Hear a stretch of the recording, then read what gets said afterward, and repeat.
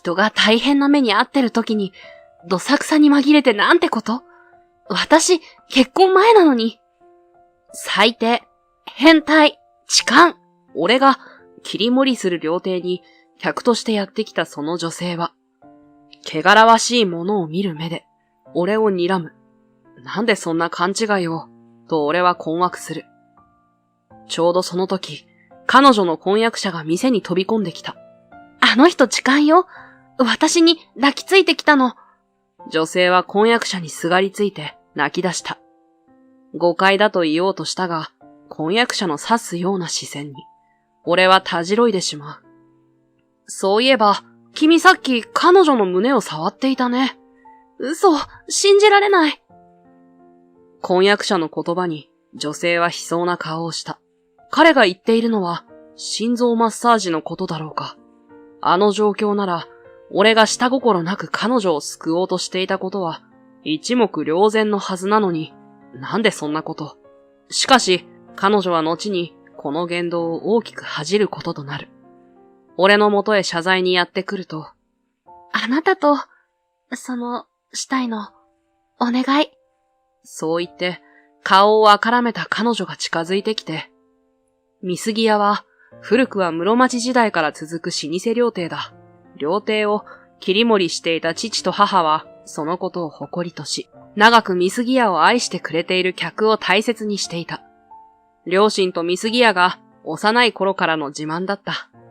そんな俺の将来の夢は、もちろん店を継ぐことだった。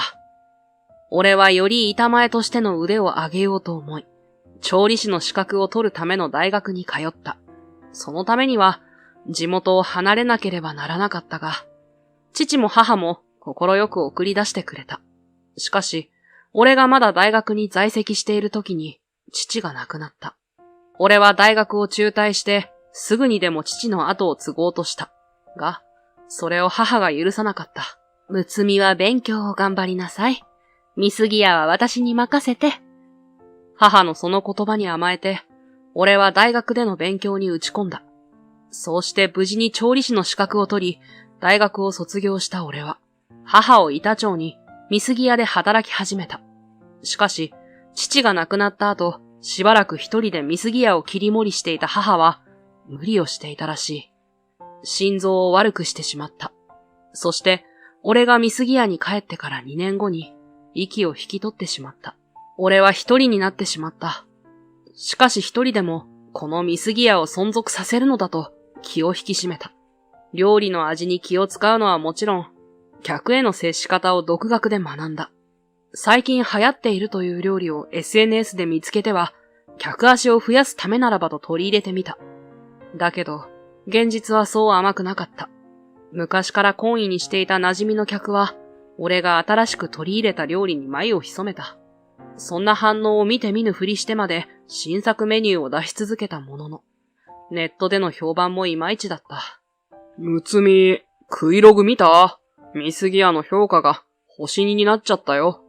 幼馴染で、店と俺の様子を心配して、時々店に来てくれる和樹が、スマホを俺に見せながらそんなことを言った。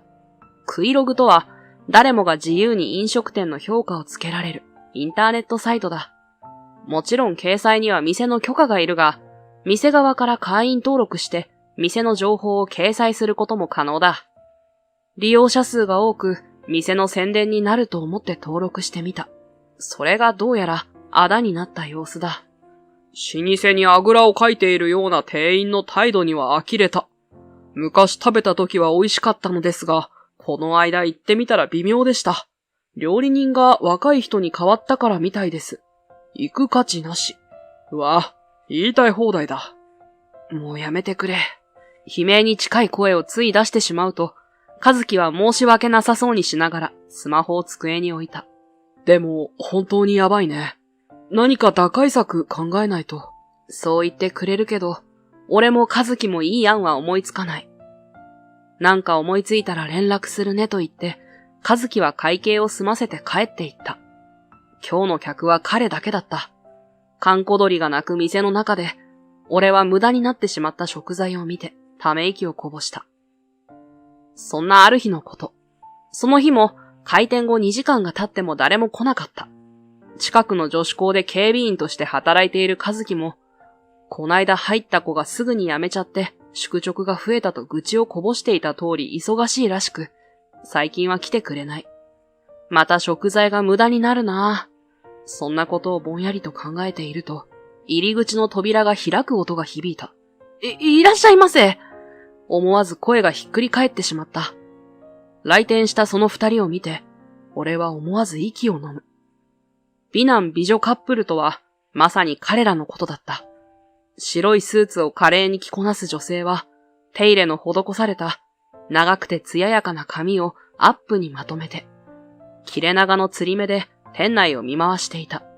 そんな彼女を愛情に溢れた目で、少し後ろから眺める男性は、気候自然とした顔立ちと佇まいをしていて、まるで彼女を映えさせるために、あつらえたかのような黒いロングコートを着ていた。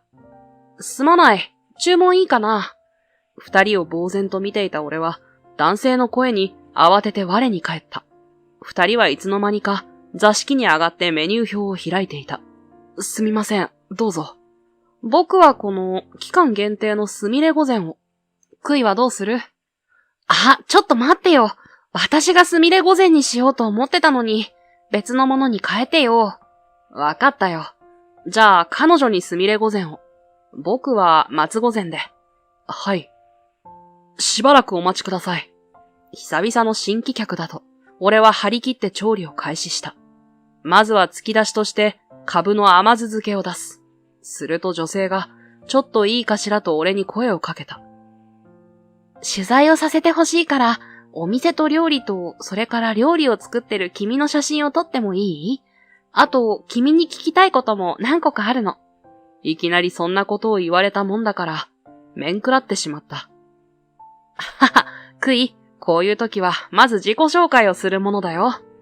からりと笑った男性が、名刺を差し出した。クイと呼ばれた女性も、慌てたようにして同じものを出す。名刺にはそれぞれ、白日社、編集部部長、福岡千秋、白日社、雑誌羽化の編集長、雪野クイと書かれていた。僕はこう書いて、千秋と読むんだ。読みにくいだろ？千秋さんがニコニコしながら、名刺の自分の名前のところを指さした。俺は、はぁという生返事しかできない。白日社といえば出版会社。それも3本の指に入るほどの大手だ。私、クイログで評価の低いお店に行って、本当にその評価が正しいかどうかの記事を書いているの。それで、今回その白羽の矢が立ったのが、君のこのお店ってわけ。悪くないでしょ？お暇みたいだし。クイさんは得意げに胸をそらした。その、いかにも上から目線な態度が尺に触る。お断りします。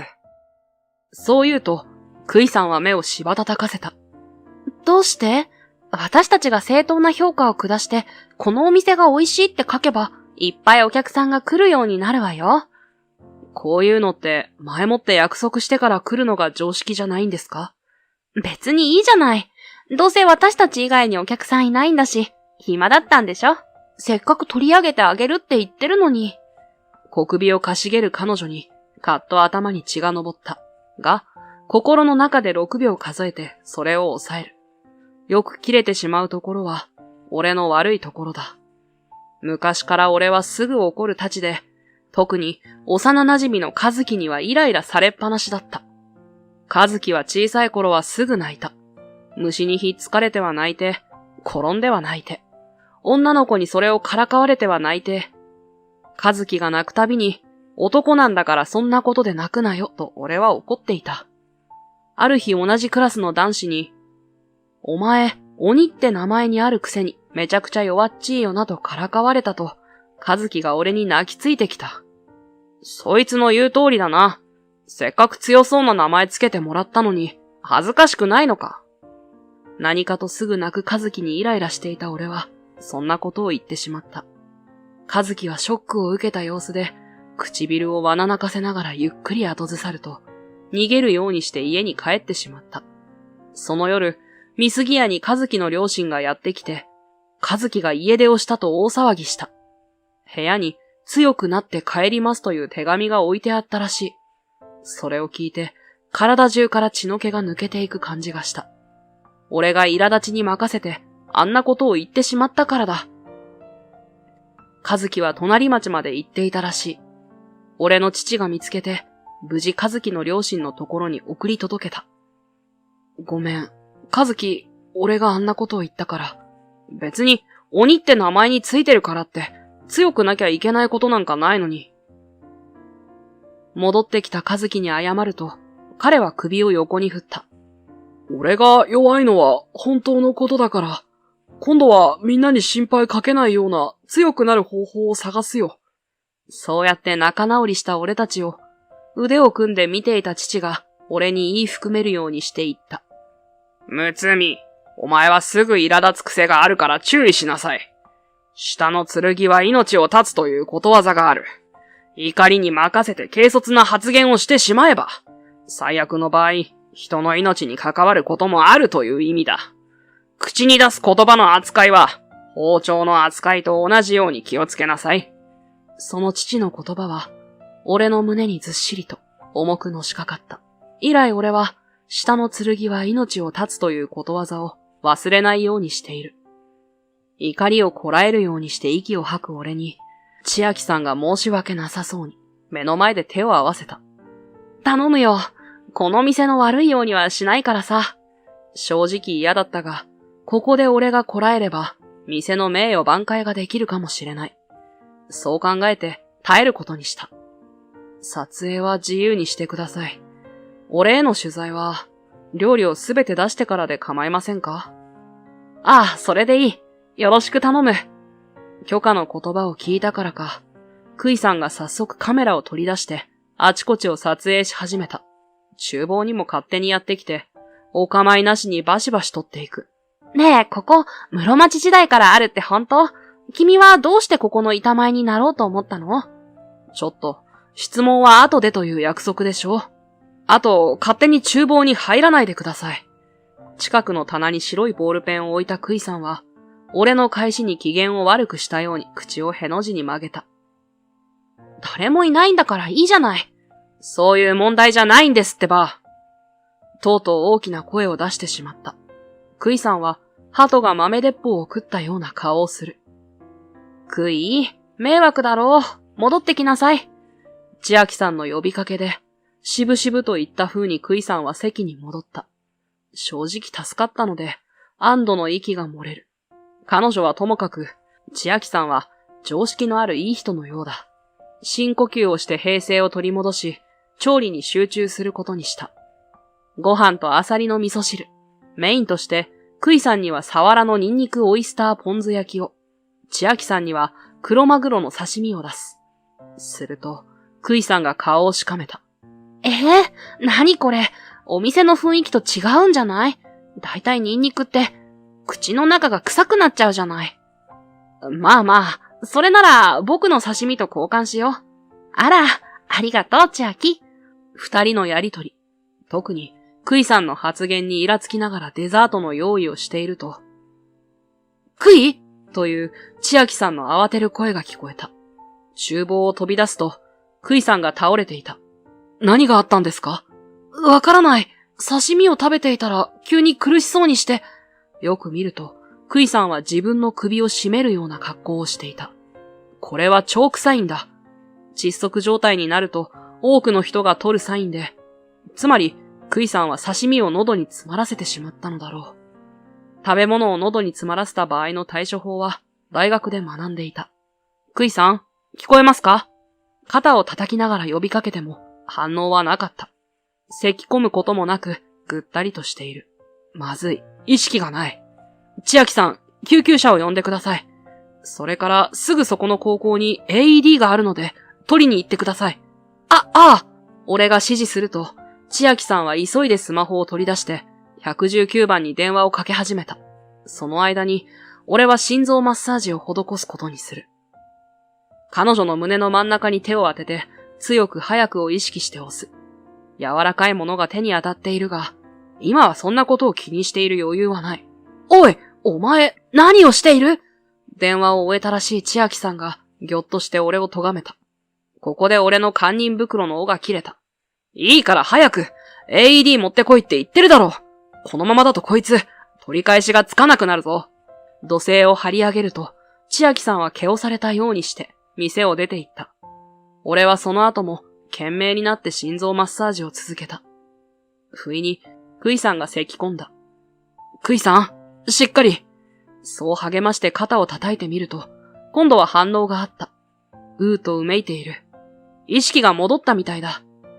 俺は心臓マッサージをやめて、彼女の上半身を起こし、背中を強く叩く。時々口を確認するが、詰まっているものはまだ出てこないらしく、クイさんは苦しそうにしている。ハイムリック法を施すことにした。クイさんを背後から腰を抱くように手を回して、彼女の体を前に倒す。握り拳を胸骨の下に当て、その上に反対側の手を重ねる。そして、彼女のお腹を上に向かって強く突き上げる。一回やるごとに、クイさんの様子を確認する。3回処置したところで、大きくむせたクイさんの口から刺身がボロリと落ちた。クイさんが大きく息をし始めたのを見て、俺は脱力した。なんとか一命は取り留められたようで、安心した。だが、そんな俺の安心はつかの間だった。なんで抱きついてるの？悲鳴を上げたクイさんが、肘を俺に食らわせた。それは見事に溝落ちに直撃したもんだから、俺はうめきながら体をくの字に曲げる。人が大変な目に遭ってる時に、どさくさに紛れてなんてこと？私結婚前なのに。最低、変態、痴漢。クイさんは、汚らわしいものを見る目で俺を睨む。なんでそんな勘違いを、と俺は困惑する。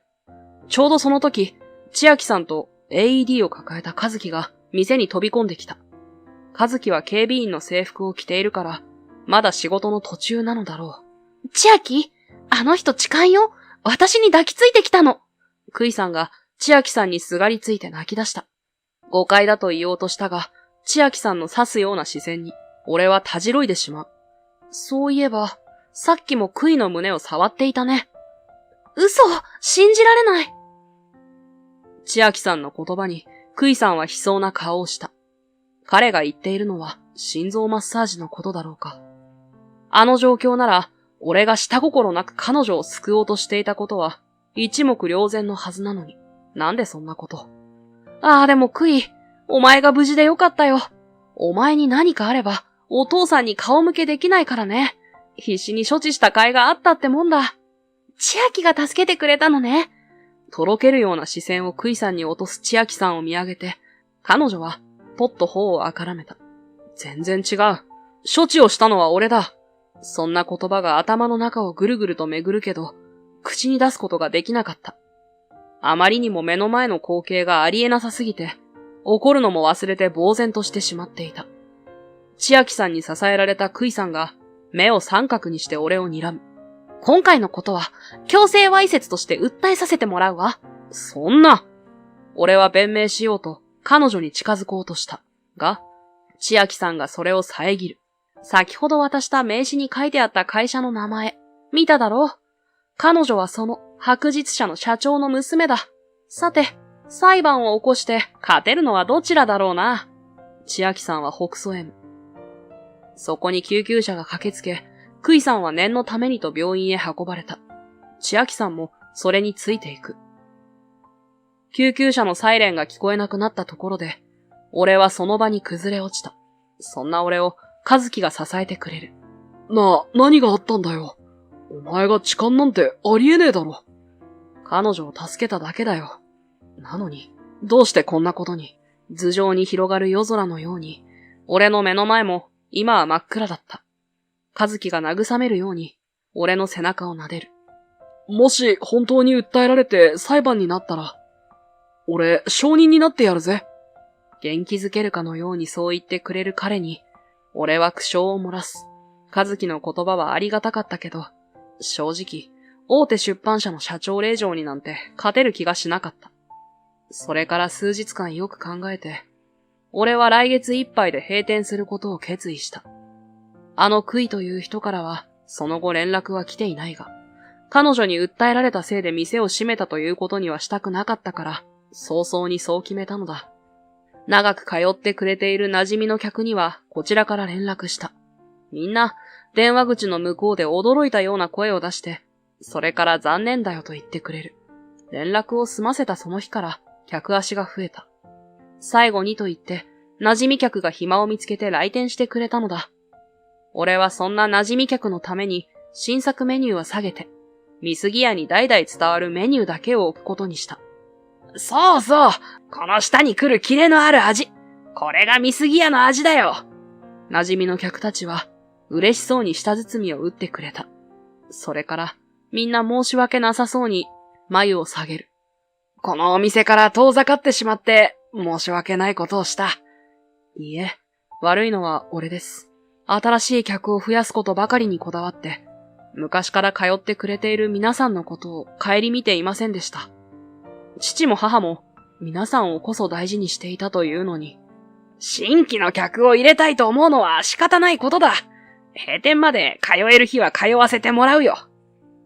そう言って励ましてくれる馴染み客たちに、俺は涙をこぼさないようにしながら、感謝の気持ちを伝えるのが精一杯だった。せめて美味しい料理でもてなそうと、より一層調理に励んだ。閉店を決めてから数日、来るのは馴染み客だけだったけど、それでも十分忙しかった。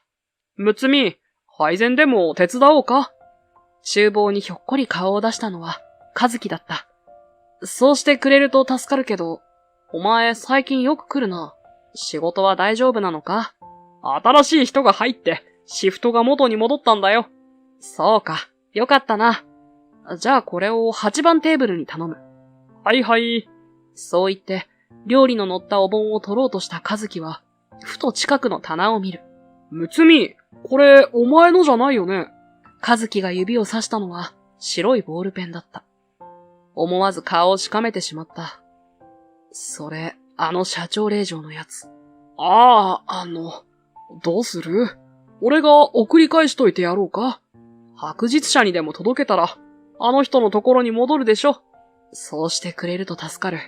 正直、思い出すだけでムカっ腹が立って仕方がない。任せて。和樹はボールペンを手に取った。それから、と首をかしげる。どうした？いや、なんでもない。何か引っかかる物言いをした和樹は、ボールペンをポケットにしまうと、料理を運びに行ってしまった。閉店まで残り1ヶ月となった日のことだった。あの嵐のような社長令嬢が再び現れたのは、その日も馴染み客で席が埋まっていた。そんな光景に彼女は目を丸くする。どこに座ったものかと孫つく彼女に馴染み客の一人が、お嬢ちゃんここ空いてるよとテーブル席を指さした。彼女はペコリと頭を下げて、厨房で忙しくしている俺を伺いながらも座った。正直に言うと、帰って欲しかった。何をしに来たのか知らないが、構っている時間がないぐらいに今は忙しい。それに、和樹に言った通り、彼女のことを思い出すだけで腹が立っていたのだから、二度と関わりたくなかった。だが、席についてしまったものは仕方がない。他の客に料理を差し出した後、彼女の元に注文を取りに行く。今日の彼女はスーツではなく、小さな白い花の刺繍が入ったクリーム色のカーディガンを羽織り、白いふんわりとしたロングスカートを履いていた。今日は食事をしに来たんじゃなくて。じゃあなんで来たんですか？食事以外で用があるのなら、きちんとアポを取ってからにしてください。前みたいに暇だろうから大丈夫だと思ったのかもしれませんけどね。見ての通り、今は忙しいんです。確かあなた、編集長でしたよね。曲がりなりにも人の上に立つんなら、相手のことを考えて行動してください。社長令嬢とか関係ありませんからね、そこは。努めて冷静にそう言うと、彼女はすみませんと小さな声を出して、顔に影を落とす。それでも立ち去ろうとはしなかった。思わずため息がこぼれる。どうしても話があるなら、そこに座って待っててください。そう言って、俺はさっさと厨房に戻った。ちらりと彼女を見ると、縮こまったようにしながらも、店の様子をキョロキョロと見回しているようだった。料理を作り、客のところに運び、新しく来た客を案内して注文を取り、と、目まぐるしくしていると、不意にクイさんが厨房にやってきた。また勝手に入ってきて、と、怒りを通り越して呆れて、俺は顔を上げる。すると、彼女は緊張しているのか、体をガチガチに固くしていた。何かお手伝いすることありませんか？そんなことを口にした彼女に、俺は一瞬あっけに取られた。じゃあ、そこに置いてある料理を、一番テーブルに。番号は机の横に貼ってあるから。はい、一番テーブルですね。彼女は勢いよく、お盆に乗せた料理を運んでいった。心配でその後姿を見ていたけど、お待たせしましたと、客に対して柔らかく微笑む彼女は、先日会った時とはまるで別人で驚いた。そのすぐ後にやってきた客にも、彼女はいらっしゃいませと挨拶して、さっきまで自分が座っていたテーブルを案内する。その後も、帰ろうと立ち上がった客を見つけて、むつみさん会計お願いしますと伝えてくれたり、空になった食器を下げてきてくれたり、注文を取ってくれたりと、キビキビと働いてくれた。おかげで、いつもよりも調理に集中することができた。馴染み客にも、今日は特別に美味しかったよと、声をかけてもらえたほどだ。客がすっかり帰ると、俺はのれんを店の中にしまった。座敷で正座して、俺を待っているクイさんの前に腰を下ろす。すると彼女は、手をついて深々と頭を下げた。すみませんでした。助けてもらったのに、痴漢だ変態だと騒ぎ立ててしまって。目をパチクリさせる俺の前に、クイさんは白いボールペンを出した。和樹が送り返すと言ってくれたものだ。これ、ボイスレコーダーなんです。あの時、むつみさんの言葉を録音しようと思って、回したままにしていました。届けてくれたむつみさんの幼馴染さん、和樹さんが、ボールペンと一緒にここに録音されていることをよく聞いてと書いた手紙をくれて、それで君が私を助けてくれたことを知りました。顔を上げたクイさんは真剣な顔をしていた。もちろん訴えは取り下げました。それと、和樹さんの手紙にこのお店を畳むことも書いてありました。それで今日こちらに伺わせてもらいました。突然押しかけたことも謝ります。そう言って、彼女は再び頭を下げた後、ぐるりと店を見回した。今日来ていたお客さん、みんなこのお店の馴染みの方ですよね。むつみさんの料理を美味しそうに食べていて、見ているだけでお腹がいっぱいになりました。とても愛されているんですね、このお店は。ああ、みんなのおかげでね。俺がそう返すと、彼女は神妙な顔つきになった。閉店の原因が私なら、もう大丈夫です。君のお店の評判を下げるようなことは、今後一切しません。だから。いいんです。どうせ、あの一件がなくても、この店は畳む予定でしたから。クイさんの言葉を遮ってそう言うと、彼女は悲しそうに眉を8の字にした。クイさんが最初に来た時に見たのが、見過ぎ屋の、俺の現状でした。今は最後だからって、みんな惜しんで来てくれるだけです。そんなことありません。クイさんは身を乗り出して、俺に顔を近づけてきた。香水でもつけているのだろうか。スミレの香りがふわりと漂ってきて、思わず胸に甘いうずきを感じてしまった。もったいないです。こんなに愛されてるのに。私にちゃんと取材させてください。この店の良さを必ずみんなに伝えてみせます。あっけに取られる俺を見て、彼女は頬を蒸気させて顔を引っ込める。アポはちゃんと取ります。弱々しくそう付け加える彼女に思わず笑ってしまった。恥ずかしかったのか、彼女はますます顔を赤くする。それと、お店のお手伝いもさせてほしいんです。実際に働いて、よりミスギアの良さを知りたいんです。そうしたら、すごくいい記事が書けると思います。さすがに悪いよ。いえ、このくらいのことをさせてください。彼女の気迫のこもった一言。俺はふーとため息をついて、彼女に向き合った。こちらとしても願ったりだよ。正直、猫の手も借りたいぐらいだったからね。それに、今日の君の働きぶりはとても良かった。お手伝いよろしく。はい、よろしくお願いします。目をキラキラさせるクイさんが可愛く思えて、自然と胸が高鳴ってしまった。翌日の朝早くに、クイさんはミスギアにやってきた。昨日予定を聞かれて、朝に仕入れに行くと言うと。私もついて行っていいですか？迷惑はかけないつもりですが、取材なので、写真撮影と音声の録音はしたいんですけど、と頼まれた。事前に言ってくれたので許可すると、クイさんは安堵の息を漏らしていた。おはようございます。まだ7時だというのに、クイさんは朝日に負けないぐらいの眩しい笑顔を浮かべていた。今日は初めて会った時と同じ、白いスーツを着ている。彼女の仕事着なのだろう。早速市場に行き、魚や野菜を見て回る。これはと思うものを、値切り交渉を時折入れながら購入していく。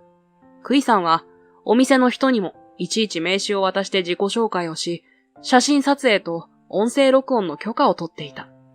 ダメだと言われれば即座に了承し、おとなしく俺のやることを観察しているようだった。ただ、クイさんが美人だからか、大抵の人、特に男性は許可を出していた。彼女はそれに気づいているのかいないのか、OK をもらうと無邪気に笑ってお礼を言う。仕入れの帰り道では、クイさんに色々と質問をされた。食材を選ぶときにこだわりとかありますか？特別なことはしていないけど、やっぱり鮮度が命かな。あと、旬のものを多く取り入れることにしてる。美味しいし、栄養があるからね。旬といえば、すみれ御前のメイン料理変わってましたね。サワラの西京漬けになってた。見てたの？俺は驚いて立ち止まってしまった。が、クイさんにせかされて再び歩き出す。季節限定御前自体は代々続けていたものだけど、メイン料理は俺が板長になった時に変えたんだ。新しい客を入れるために若者が好きそうな料理を研究して。そういう風に馴染みの客を無下にするようなことをしてたんだって。閉店するって決めてから気づいて。だから前のメニューに戻した。そうですか。うん、今の方がいいです。正直、室町から続く老舗料亭って聞いてたところに、あんなイメージと全然違うものが出てきて、面食らっちゃったもの。その言葉に少々ムッとしてしまった。が、クイさんはケロリとしていた。君さ、今の悪気なく言ってる？するとクイさんはきょとんとして俺を見た。それからさっと顔を青くする。もしかして気を悪くした？ごめんなさい。会った時からうすうす感じていたことだけど、彼女の取る言動はすべて悪気があってのことではないようだ。昔からお父さんにも注意されてるのよ。私は悪気なく人の気分を害することがあるから、ちゃんと相手の立場を考えなさいって。考えたら私、お父さんの言うこと全然聞いてなかったわね。反省してます。しょんぼりと肩を落とすクイさんの姿に、憐憫の情が湧いた。俺も父さんから、俺はよく切れるから注意しろって言われてたんだよね。君のさっきの言葉にムッとしちゃったのは、まあ、4分の1ぐらいは俺の性格が悪いってことで。4分の1だけ？俺は父さんの言うことをちゃんと聞いて、ムッとしただけで切れてないし、俺の軽口にクイさんは元気を取り戻したみたいで、クスクスと笑った。むつみさんはすごい。一人であんな立派な料亭を切り盛りしていることはもちろんだけど、料理に対してとても一途で真面目で、料亭に負けないくらい立派だわ。俺を見上げる彼女の目は、キラキラと輝いていた。そんな綺麗な目に見つめられて、俺はドキドキしてしまう。やっぱり、そんなお店が潰れちゃうのはもったいない。もっともっと、むつみさんと美杉屋の良さを広めないと。彼女はそう言って、張り切るように両肘を曲げて、拳を握りしめるポーズをとった。仕入れの後の下準備の様子も、クイさんは写真を撮ったり、俺に時々質問を投げかけたりしながら取材をしていた。昼の開店時間になると、クイさんはスーツのジャケットを脱いで、俺が用意したエプロンをつけて、接客に励んだ。白いスミレのように、可憐にくるくると働く彼女の姿に、客たちはみんな目を細くする。むつみくん、いつの間にあんないい彼女ができたんだい？会計は、お金が絡むことだし、みんなむつみさんと話がしたいと思うわというクイさんの意見で、俺がすることになったのだが、その時に、そんな軽口を叩いてくる馴染み客もいた。俺は顔を真っ赤にして否定するのだが、またまた照れちゃってと取り合ってくれない。同じようにして夜の開店時間も過ぎていき、のれんをしまう時間となった。客のいなくなった二人きりの店内で、クイさんは椅子に座ると、大きな息を吐いた。お疲れ様。そんなクイさんに、俺は温かい緑茶と、タンポポをかたどった練り切りを差し出した。クイさんは満面の笑みを俺に向けて、ありがとうという。そんな彼女に、今日の疲れがじんわりと癒されていくのを感じた。そういえば、この間一緒に来ていた千秋さんは、一緒に来ないんだね。ただの仕事仲間って感じじゃなかったけど、彼氏とか？彼のクイさんを見るあの甘い視線を思い出して、胸がチクチクする。が、気になっていたので尋ねてみた。彼女は練り切りをゆっくり咀嚼して、しっかり飲み込んだ。緑茶をすすり一息吐くと、どこか寂しそうな小さな笑みを浮かべる。千秋さんはね、婚約者なの。だけど、あの人が本当に好きなのは、私のお父さんよ。あの人はお父さんの右腕になりたくて、お父さんが勧めるままに私と婚約したのよ。クイさんの話をまとめるとこうだった。千秋さんは家庭の事情で養護施設で育った。その養護施設には、クイさんのお父さんが多額の援助をし、かつ週に一度は顔を出して子供たちを目いっぱい可愛がっていた。実の両親から愛してもらえず、愛情に飢えていた千秋さんは、そんなクイさんのお父さんを慕うようになった。クイさんのお父さんの下で働きたい。彼の右腕になりたいと、たくさん勉強していい大学を出て白日社に入社した。お父さんもね、そんな千秋さんを実の息子みたいに可愛がってて、だから私と結婚させようと思ったのよね。正直言うと、私は千秋さんのことそこまで好きじゃないわ。でも私の周りに寄ってくる男の人って、みんなお金目当てだったの。社長令嬢の私に気に入られようと、私が右を向けと言えば右を向くような人たちばっかり。本当は私だって心から好きになった人と結婚したい。私を社長令嬢としてじゃなくて、ユキの杭として見てくれる人と。だけどそんな人、今まで会ったことなかったから、まだお金目当てじゃない千秋さんならマシかなって思って。クイさんは頬杖をついて遠くを見る。仕事もね、ライターになることは夢だったから、お父さんのコネで白日社に入ったわ。最初は張り切ってたんだけど、周りは私が社長の娘だからって気を使ってくるし、編集長になった時も同期の子に、いいなあ社長令嬢はコネでいい役職につけてって嫌味言われちゃった。だから仕事も恋愛ももうどうでもいいやって思って、最近ちょっとサボり気味だったのよ。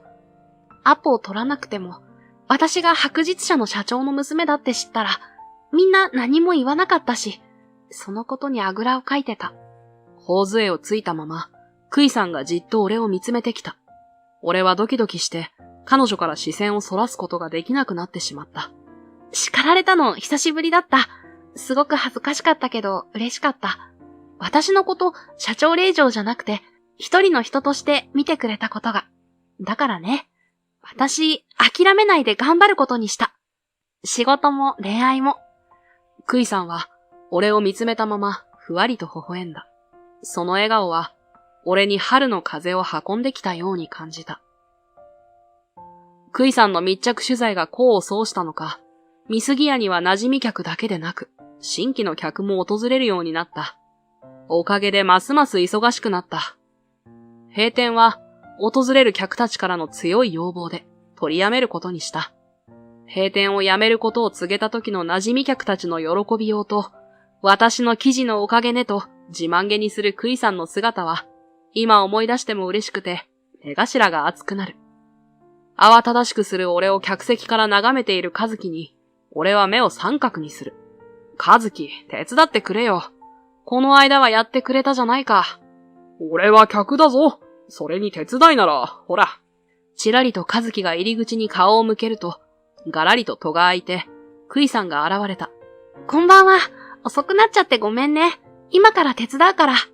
白い歯を見せて笑う彼女に、どこからか、よ、待ってましたクイちゃん、とヤジが飛ぶ。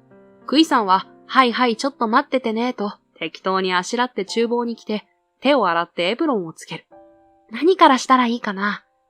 じゃあ、5番テーブルに桜御膳を運んで。はーい。桜の花を散らした鯛の煮付けの乗ったお盆を手に取ったクイさんは、そうだと言って俺を振り返った。私、千秋さんとの婚約やめた。って、寝耳に水で思わず包丁を取り落としそうになった。ちょっと、急にそういうこと言わないでくれる？包丁は取り扱い注意なんだぞ。ごめん。彼女はチラッと舌を出す。そんな仕草も前なら腹が立つだけだったんだろうけど、彼女のことをよく知った今なら可愛らしいと思えてしまう。千秋さん、私に嘘ついたでしょ？私を助けたのは自分だって。それをお父さんに言ってやったの。ちょっとかわいそうだったけどね。あの人、養護施設にいた時から好かれたい人に自分をよく見せようと嘘つくことがよくあったみたいだから。まあ、お父さんも婚約解消させただけで、千秋さんに愛想をつかしたとかそういうことはないから、安心して。安心も何も。クイさんが誰と婚約しようが、それを解消しようが、俺には関係ないし。クイさんが傷ついたような顔をしたので、しまったと思った。が、その時、おい料理まだという客の声が店内に響く。すぐ行きます。明るい声で返したクイさんは、さっさと桜御膳を運びに行った。帰ってきたら謝ろうと唇を噛んでいると、クイさんがすぐに戻ってきた。クイさん、さっきはなんと謝ればいいものかと口ごもる俺のそばに、クイさんがちょこちょこと寄ってきた。包丁ちょっとだけ置いてくれる？そう言われたから、さっきのことでちょっとした罪悪感もあったので、言う通りにする。幸い、今は注文が入っていないから、急ぐ料理はない。私、ここで働きたいんだけど、いいかな？なんだったら、ちゃんとアポ取って面接する。履歴書も持ってこようか？ここで働くって、ライターは？夢だったんだろ？フリーライターになろうと思って、それならここにいてもできるし。なるほど。いや、面接とか履歴書とかはいいよ。クイさんの人となりは、もうわかってるし、君なら大歓迎だよ。本当に大歓迎？なぜか頬を染めて詰め寄ってくる彼女に、俺は毛をされながら、ああ、と頷く。すると、彼女は下り顔を浮かべた。じゃあ今日から、あなたの妻として働くわ。よろしくね、むつみさん。妻？今更取り消しなんてなしよ。ちゃんと証拠もあるんだから。そう言って、クイさんはズボンのポケットから白いボールペンを取り出して、俺の目の前で軽く振ってみせた。クイさんを俺の妻に迎え入れてから、ミスギアは順調だ。むつみ、クイログ見た？ミスギアの評価が星5になったよ。カズキがスマホを俺とクイさんに見せながら、嬉しそうに言う。老舗と言うから。堅苦しいのかと思えば全然違った。店員さんも常連さんも、新規の客に対してもとてもフレンドリーかつ親切でいい。あと、接客の女性が超美人。季節限定のメニューがおすすめ。変わるたびに通いたい。行ってよかった。いやー、クイさんが来る前とは真逆の評価だね。じゃあ私のおかげね。しみじみとした様子のカズキに、クイさんがえっへんと胸を張る。調子に乗らないのと軽くたしなめると、彼女はてへへとはにかんだ。クイさんが放った一言で、一時は閉店にまで追い込まれたけれど、俺の言葉で反省した彼女のおかげで、客に選んでもらえるような料亭に立て直すことができた。俺もそういう状況になったおかげで、昔からミスギアを愛してくれている馴染みの客を大切にすることを思い出した。これからも、口に出す言葉には気をつけながら、身近にいる大切な人たちのために、美味しい料理をたくさん振る舞おう。そんな思いを新たに胸に刻みつけた。ゴミばっかり増やす売れない小説家の前は誰のおかげで飯が食えているんだ。そう言いながら私の書いた小説の原稿を破る夫。結婚前、喫茶店でバイトをしながら小説を書いていた私に惚れ込んだ彼の姿は、そこにはもう存在しない。私は自分のことをけなされた悔しさと、せっかく書いた小説を破かれた悲しさで言葉も出ず、黙って家を飛び出した。私はみゆき、30歳で元小説家の兼業主婦だ。私は中学生の頃から学校や家で退屈な時に恋愛小説を書くのが好きだった。高校生になった頃には私の小説を読んで、ねえ、続きはまだ？もっと読みたいと言ってくれる友達が増え、気がつけば周りにファンができていた。それは大学生になっても相変わらずで、私は文芸サークルに入って小説を書き続けた。私が好きなのは10代の女の子がキラキラ青春を謳歌するような恋愛作品だ。私は自分の好きなことを活かした仕事がしたいと思うようになり、大学卒業後には恋愛小説を扱っている出版社に入社した。出版社では文章構成を担当するようになったが、新人の私がプロの作家さんの文章を直すように指示しないといけないのだ。言い方が悪ければ生意気だと言われ、きちんと言わなければそんなの聞いていないと後から文句を言われる。そんな人間関係の派閥に耐えきれず、私は入社後1年で出版社の仕事を辞めた。後先考えずに退職したことを少し後悔したが、私はすぐに次の目標が決まった。私は編集や文章構成で作家さんの支えをするよりも、自分の書いた作品を誰かに読んでもらいたい。ふとそんなことが頭に浮かんで、私はフリーランスで小説家の仕事を始めた。だが数年経っても売れ行きはいまいち。一部の熱狂的なファンに支えられてはいるものの、生計が立てられるほど稼げない。それでも自分の夢を諦めたくなかった私は、喫茶店でバイトをしながら小説家の仕事を続けた。幸いにも私がバイトする喫茶店の店長は、私の小説家活動に理解ある人だった。ぜひ書いた作品をうちの店に置いてくれないか。お客さんが読んでくれるだろうし、そうしたら小説目当てで来てくれるお客さんが増えるかもしれない。そんなことを言ってもらえ、私は喫茶店の一角にある書籍スペースに自分の書いた小説を置かせてもらうようになった。それがきっかけなのかわからないが、私の小説を買ってくれる人が増えたのだ。そして喫茶店で私の小説を読んでくれたお客さんが私に声をかけてくれる。これ、君が書いたの？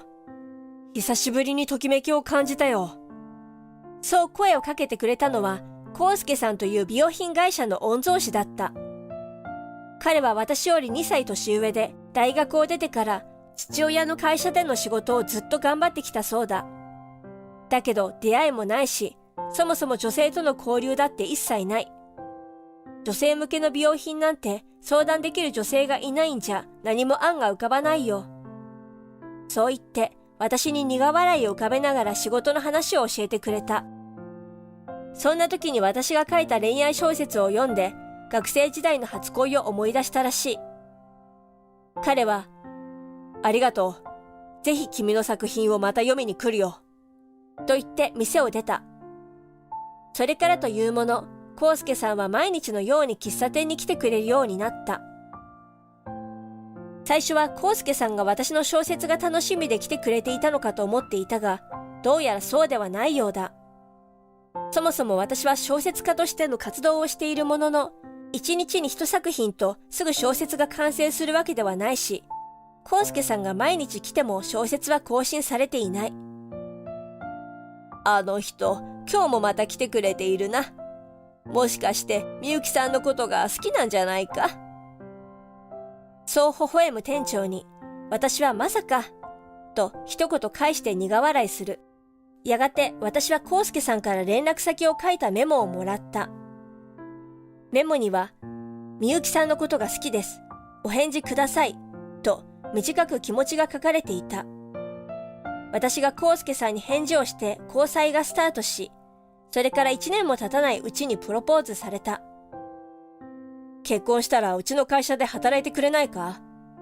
次期社長令嬢として、うちの会社の仕事を覚えてほしい。コウスケさんの両親と顔合わせをして早々、コウスケさんのお父さんが私に頭を下げる。どうやらコウスケさんのお父さんが経営している美容品会社は、女性向けの商品を発売しているものの、男性社員が5割以上を占めているらしい。製品開発には女性の意見も必要な場面が多く、私は社長の息子の嫁ということで、次期社長の夫と共に寄付の会社で働くことが決まったのだ。長年お世話になった喫茶店の店長に別れを告げるのは寂しい思いだった。だが、店長は、おめでとう。稼ぎ先でも新しい会社でも頑張ってな。と笑顔で私を見送ってくれた。そうよね。結婚も仕事も頑張らないと。お世話になった喫茶店を出て、家に帰りながら私はそう小さくつぶやいた。だが、私は正直美容にはあまり関心がない。そんな私が美容品会社で慣れない事務仕事をすることがどうも不安だった。ちょっと、まだ終わらないの？パソコンすらろくに使えないとか、本当に役立たずね。いっそのこと義務教育からやり直せば？寄付の会社に入社後、私を一番に待ち受けていたのは意地悪上司と慣れないパソコン業務だった。申し訳ないです。もう一度やってみます。私が上司にそう返すと、上司は、あんたには無理ね。私がやった方が早いわ。と、私を睨む。あんた、男に取り入るのはうまいのに仕事はからっけしダメね。笑える。私は次期社長の嫁ということで、職場で好奇の目で見られていた。それに加えて仕事が遅い。私は今すぐにでも逃げ出したかったが、今仕事を辞めると、康介の面目がないと思い、仕事に慣れるように努力した。しかし、慣れない仕事と環境がどんどん私の神経をすり減らし、体調が悪くなる日が増えていった。そしてその影響は私生活にまで及んでしまった。私は家に帰ると疲れ切って何も食べずにそのまま寝てしまうことが増えた。本当は康介のご飯を作ってお風呂も沸かしてあげたかったが、家に帰り横になると体が動かないのだ。康介はそんな私を横目に、チッと舌打ちして邪魔者扱いするようになった。私が康介と結婚して半年経った頃、康介は家に帰ると私に、おい飯はと不機嫌そうに怒鳴る。ごめんなさい。私も今帰ったばかりなの。今から作るわ。そう返すと康介は、ああ、使えない嫁だな。とため息をつく。何を使えないって。私だってフルタイムで仕事しているのよ。私が言い返すと、康介は必ずこう言い返すのだ。飯を作るのは嫁の仕事だろ。俺の母さんは毎日3食きちんと作ってたぞ。だが義母は専業主婦で、義父が仕事の間もずっと家にいたと聞いた。私が康介にそれを伝えると、じゃあ母さんを暇人だとでも言うのかと睨まれるだけ。私は気づけば康介に何を言われても反論しなくなっていた。そんなある日の仕事終わり、今日は珍しく仕事が早く終わって定時で帰宅できたのだ。なんだか今日は頭が冴えているし、仕事もいつもよりよくできた気がする。私はふと恋愛小説のアイデアが頭に浮かんだ。康介との結婚後、全然思いつきもしなかった小説のアイデア。私は嬉しくなり、早速自室の机に向かって小説を書き始めた。ペンがどんどん進んでいき、書くことに没頭して時計など見もしない。気づけば康介が帰ってきて、飯はまだか？風呂の準備は？と大声で叫ぶ。私はその言葉でハッとなりペンを置いたが、振り返ると自室のドアを開けて康介がこちらをギロリと睨む。おい、何やってんだこのクズ。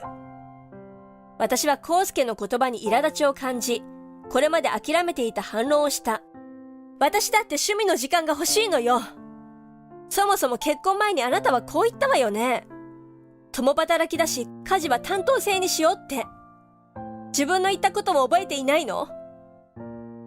私は頭にきた反動で結婚前の約束を途端に思い出したのだ。そんな私に康介は、担当制とは言ったが実際どうなんだよ。お前の給料より俺の方が高いし、それにお前は暇そうに小説なんか書く時間があるんだもんな。そう言って、私が書いた原稿をかっさらうように取り、ビリビリに破いた。私が書いた原稿がハラハラとスローモーションのように舞い落ちていった。暇人はいいよな。ゴミばっかり増やして遊びほうけて。誰のおかげで飯食えてるんだ。次期社長の俺が嫁にもらわなかったら、お前みたいな暇人誰が選ぶか。私は康介に何か言い返そうとしたが言葉が出ない。それと、せっかく思いついて書き進めていた小説の原稿が破られたことがショックだった。そんな私に、康介はズケズケと遠慮なく言葉を指す。お前は社内でも要領が悪い。俺の嫁じゃなかったら入社できないような無能だって言われてるんだぞ。それなのに仕事もろくに覚えずに、こんな売れない小説書きやがって。私はいても立ってもいられずに家を飛び出した。おい、家なし金なしの奴がどこに行くんだ。行くあてもないくせに。康介の笑い声を背に、私は力の限りに走った。涙が視界を邪魔してうまく前に進めない。だが、康介の言葉が頭の中で渦巻き、涙は次々と溢れる。こんなに私の好きな小説を理解してくれない人だとは思わなかった。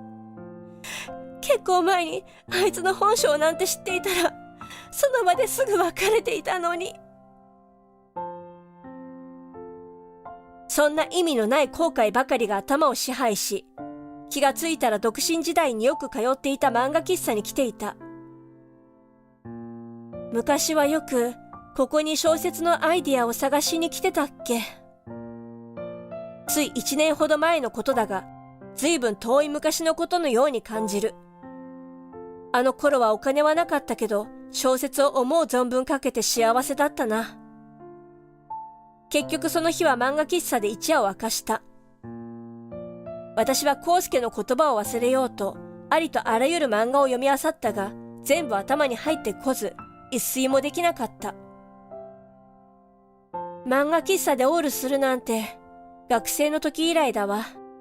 すっかり明るくなった外に出て朝日を浴びる。今日は会社が休みだ。康介に会いたくないな。でも一度家に戻らないと。康介に会ったらどんな顔をしよう。そんなことを考えながら家に帰ると、家に康介はいなかった。康介だけじゃなく、康介の身の回りのものもなくなっていた。そしてテーブルの上には記入済みの離婚届が置いてあり、康介の乱暴な字で、離婚してほしくなければ実家に謝りに来い、と書かれていた。それと同時に私の携帯に電話が入った。その電話は今後の私の人生を変える大切な電話となった。私はため息をつきながら義実家へ向かった。そして義実家に着くなり、待ってましたと言わんばかりに夫と義母が出てきた。何時だと思ってるんだ。さっさと謝りに来いよグズ。といつものように怒鳴る夫。そして、みゆきさんのわがままに付き合わされてみんな迷惑してるのよ。と怒鳴る義母。義父は何も言わずに私を睨んでいた。康介は、ほら土下座しろよ、謝れ、と言ってきた。私は、謝りません、と気丈に言った。はあ、まだ反省してないのか。これだからバカは困るんだよ。わかったわかった。じゃあ離婚だ離婚。お前なんかもう離婚だ。ええ、お望み通り離婚しましょう。ええ。康介も義両親も私の発言に固まっている。先ほど離婚届を役所に提出してきました。私はもう嫁でも何でもありません。今日は離婚の報告と退職願いで来させてもらいました。と告げた。そんな私に夫は、はあ、マジかよ。謝れば済む話なのに。とあっけに取られた顔をする。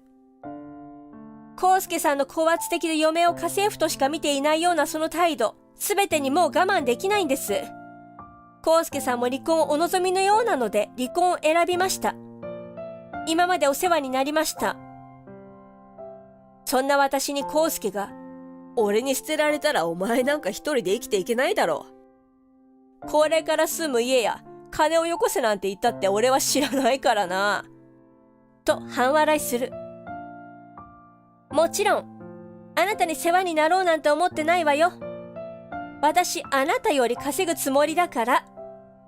と私はにっこりと笑い、テレビつけてみたらとコウスケに笑い返した。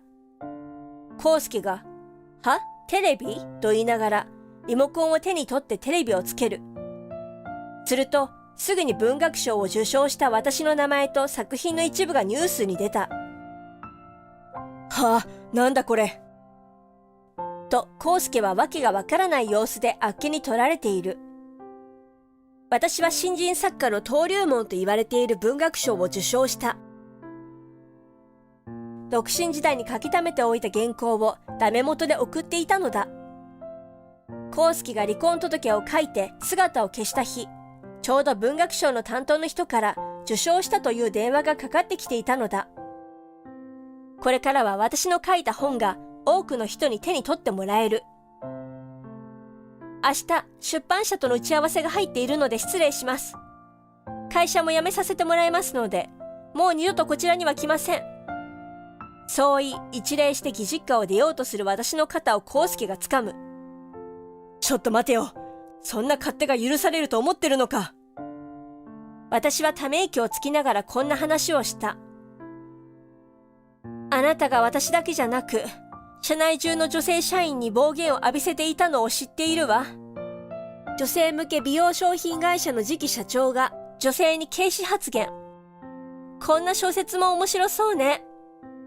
私がそう言って微笑むと、夫の動きがぎくりと固まった。すると、後ろでテレビのナレーターの声が聞こえてきた。恋愛小説だけでなく、美容品会社で起こった次期社長のトラブルなど、リアリティに富んだ作品も出版予定なんですね。嘘だろう。と、コウスケは固まったまま、首だけをテレビの方に向けた。もう暴露本の出版も決まっているので、今更中止はできません。誰もが知っている有名美容品会社で、次期社長が嫁や女性を見下していたこと。そんなひどい話を私が黙っていたらもったいないでしょ。きちんと世間に公表しなきゃ。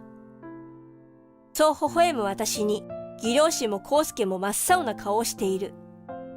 そして、終わりだと義父がぽつりとつぶやいた。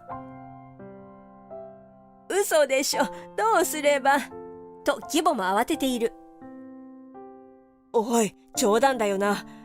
こんなこと、お前はしないよな。みゆき、考え直してくれよ。そうだ、俺が悪かった。謝るよ。これからはどんどん小説でも何でも書いていいからな。頼む、みゆき。コウスケにそう言われ、私は、いや、もうあなたたちとは他人だから、とだけ返し、お邪魔しました、と言って義実家の玄関を閉めた。あれから1ヶ月後、私が書いた元夫の病品会社の暴露本が大ヒットした。ついに私は有名小説家になり、小説家として十分な稼ぎを得られるようになった。コウスケの会社は大炎上し、株価も大暴落。慌てて謝罪会見を開いたものの間に合わなかったようだ。コウスケの会社は倒産し、世間に悪評が広まって、どこに行っても後ろ指を刺されるとか。今では遠い町へ姿を消し、身を隠しながら細々と生活しているらしい。私はコウスケの会社に勤めたことで、美容に関して随分詳しくなった。私は恋愛小説、美容本、暴露本など、ありとあらゆる分野の作品で有名な美人小説家としてテレビでも引っ張りだこの存在になった。結果的に私は小説で食べていけるようになったけど、コウスケとの出会いがなければ今の自分はない。コウスケと大変だった日々も、きっと笑って話せる時が来るよね。私は自分に言い聞かせて、今日も小説を書く。どんなに辛いことも、私にとっては宝物。次の本は、結婚に失敗しないための男の見極め方でも書くかな。私は夢を諦めないことの大切さを、今日も小説を通じていろんな人に伝えている。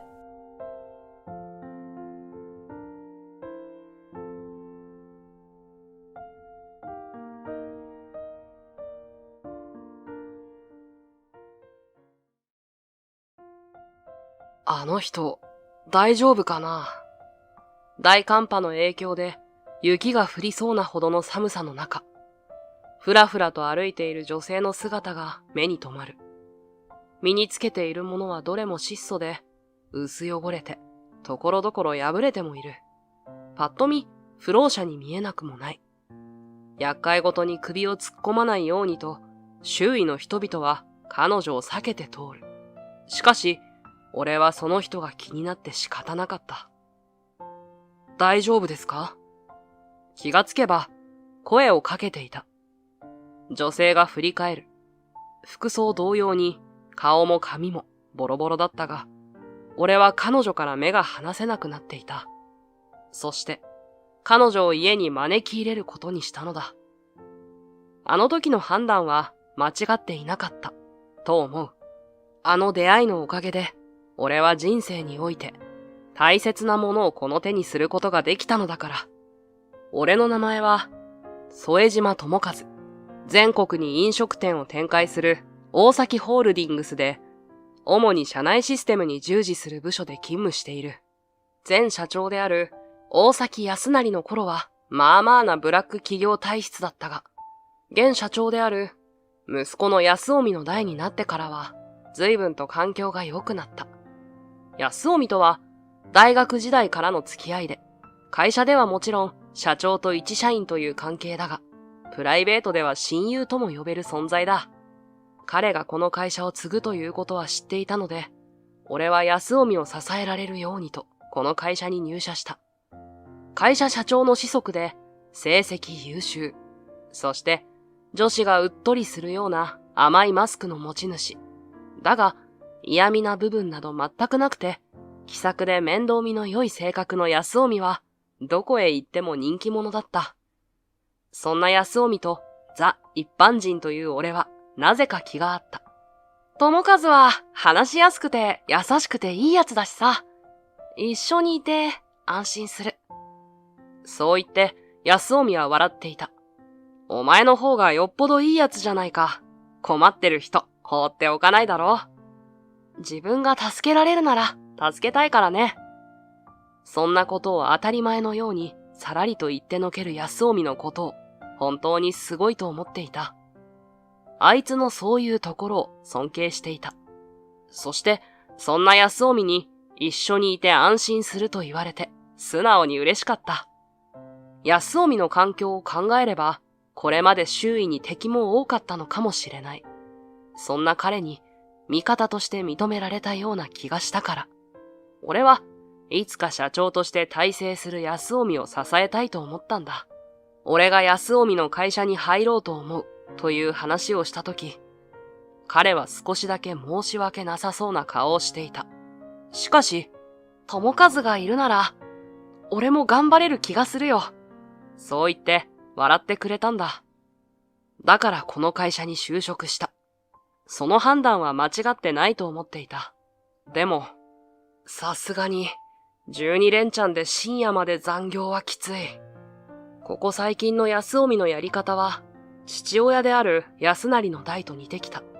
いや、それ以上かもしれない。環境を改善してくれた就任当初の頃の面影はなく、今ではどの部署でも仕事量が増加して残業が続いている。俺のいるシステム部もそうで、俺は今日も深夜まで働いていた。なんとか今日のタスクを完了させて、パソコンの電源を落とす。真っ暗になったモニターには頬がこけ、目の下のクマが日に日に濃くなっていく俺の顔が映っていた。やばいな。さすがにエナドリだけでは持たなくなってきたぞ。30歳を過ぎてからの連日残業はマジできつい。言うことを聞かない両足になんとか力を込めて、ふらふらとした足取りで会社の裏口へと向かう。すっかり顔なじみになってしまった警備員さんと軽く挨拶を交わして会社を後にした。季節は冬、吹きつける冷たい風が痛いくらいだった。そういえば大寒波襲来とかってニュース見た気がする。首に巻いたマフラーで顔周りを防御しながら帰路を急ぐ。早く帰って寝ないと明日がやばい。そう思いながら駅前に差し掛かった時だった。あの人、すごいフラフラしてるけど、大丈夫かな？遠目ではあったが、不老者のようにも見えた。髪は風に煽られたのか、ボサボサで。着ている洋服も、この寒さをしのげるとは到底思えないような薄着だった。俺以外にも、駅前には何人か人がいたが、誰もその人に近寄ろうとはしなかった。あ！その人が、石か何かにつまずいて転んだ。俺は思わず駆け寄っていた。周囲にいた人たちは、そんな俺の様子を見て、ひそひそと話しているが、気にせず助け起こす。大丈夫ですか？俺が声をかけると、その人はびっくりしたように、俺の顔を見上げた。華奢な女性だった。幼さの残る顔は、俺より随分と年下のように見えた。そして、薄汚れた身なりとは真逆の、澄んだ綺麗な瞳に、思わず見とれてしまう。それになぜか、その瞳に見覚えがあるような気がした。大丈夫です。助けていただき、ありがとうございます。女性は礼を言うと、さっと俺から離れ立ち去ろうとした。しかし、俺はとっさに彼女の腕を掴んで引き止めていた。すみません。驚いた表情の彼女を見て、パッと手を離す。自分でもどうしてそんな行動をとったのか理解できなかったが、とっさにこのまま行かせてはダメだと思ったのだ。引き止めたものの、何かセリフを用意していたわけでもなかったので、口ごもる。彼女の方も困惑したまま、立ち止まっている。膝、血が出てる。本当？俺はポケットからハンカチを取り出して、彼女の血を拭った。ありがとうございます。ハンカチ汚してしまってすみません。深々と頭を下げて謝る彼女に、俺は笑顔を向ける。気にしないでください。他に痛いところはありませんか？いえ、大丈夫です。ありがとうございます。失礼だとは思うのですが、何か事情があるんですか？あなたみたいな若い女性がこんなにボロボロな姿で深夜の街をさまよっているなんて、我ながら直球だなと思った。しかし、先ほどから垣間見える礼儀正しさや丁寧な言葉遣いからは、ただのホームレスには感じられなかった。それに一瞬だったけれど、見つめ合った綺麗な瞳。あの瞳が頭に焼き付いて離れない。俺の問いに少し考えていたが、彼女は意を決したように口を開いた。お恥ずかしい話ですが、私、家も仕事もお金もなくて、寒さをしのげる場所がないかと探して歩いていたんです。薄汚れたコートをぎゅっと掴む手に力が込められる。そうだったんですね。すみません。見ず知らずの方にこんなお話、忘れてください。そう言って微笑む。長い前髪で隠れていたが、その瞳が少し光ったように見えた。よかったら、うちに来てください。俺は思わずそう声をかけていた。でも、綺麗じゃないし狭いですけど、お風呂も寝るところもありますから。さっきと同じ。彼女をこのまま行かせてはいけないという強い思いが湧き起こる。彼女は迷っているようだったが、ゆっくりと顔を上げた。そして、ありがとうございます。お言葉に甘えさせていただきます。そう言って、深々と頭を下げた。こうして、彼女を家へと連れ帰ったわけだが、俺、実はとんでもないことをしているんじゃないだろうか。お風呂中の彼女を待ちながら、俺は部屋の中でパニックになっていた。生まれてこの方、部屋に女性を招き入れるという経験をしたことのない俺は、自分の部屋に女性がいるという事実にドキドキしっぱなしだった。もちろんこれは人助けであって、決してやましい気持ちからの行動ではない。しかし、バスルームから聞こえるシャワーの音が変な妄想をかき立てる。バカ、何考えてるんだ。一人で首を振ったり、頭を抱えたりしているうちに、彼女が出てきた。俺の未使用スウェットを着てもらったのだが、小柄な彼女にはかなりサイズが大きくてブカブカだ。お風呂ありがとうございました。洋服もお借りしてしまって。街で会った時は暗かったのと、顔が汚れていたからわからなかったが、彼女はとんでもない美人だった。小柄だが、出るところは出ている女性らしい体のライン。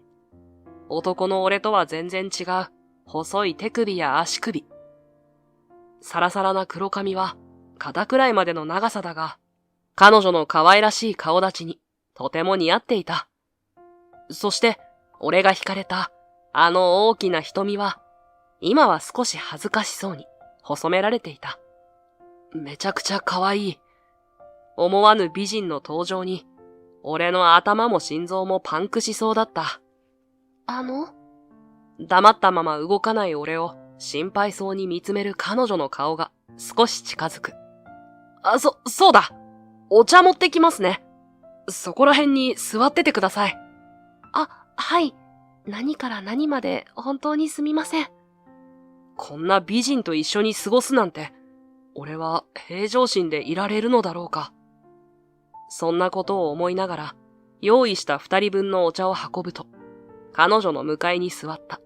そして、互いに自己紹介をする。彼女の名前は山科美也さん。年は、俺の8歳下の24歳。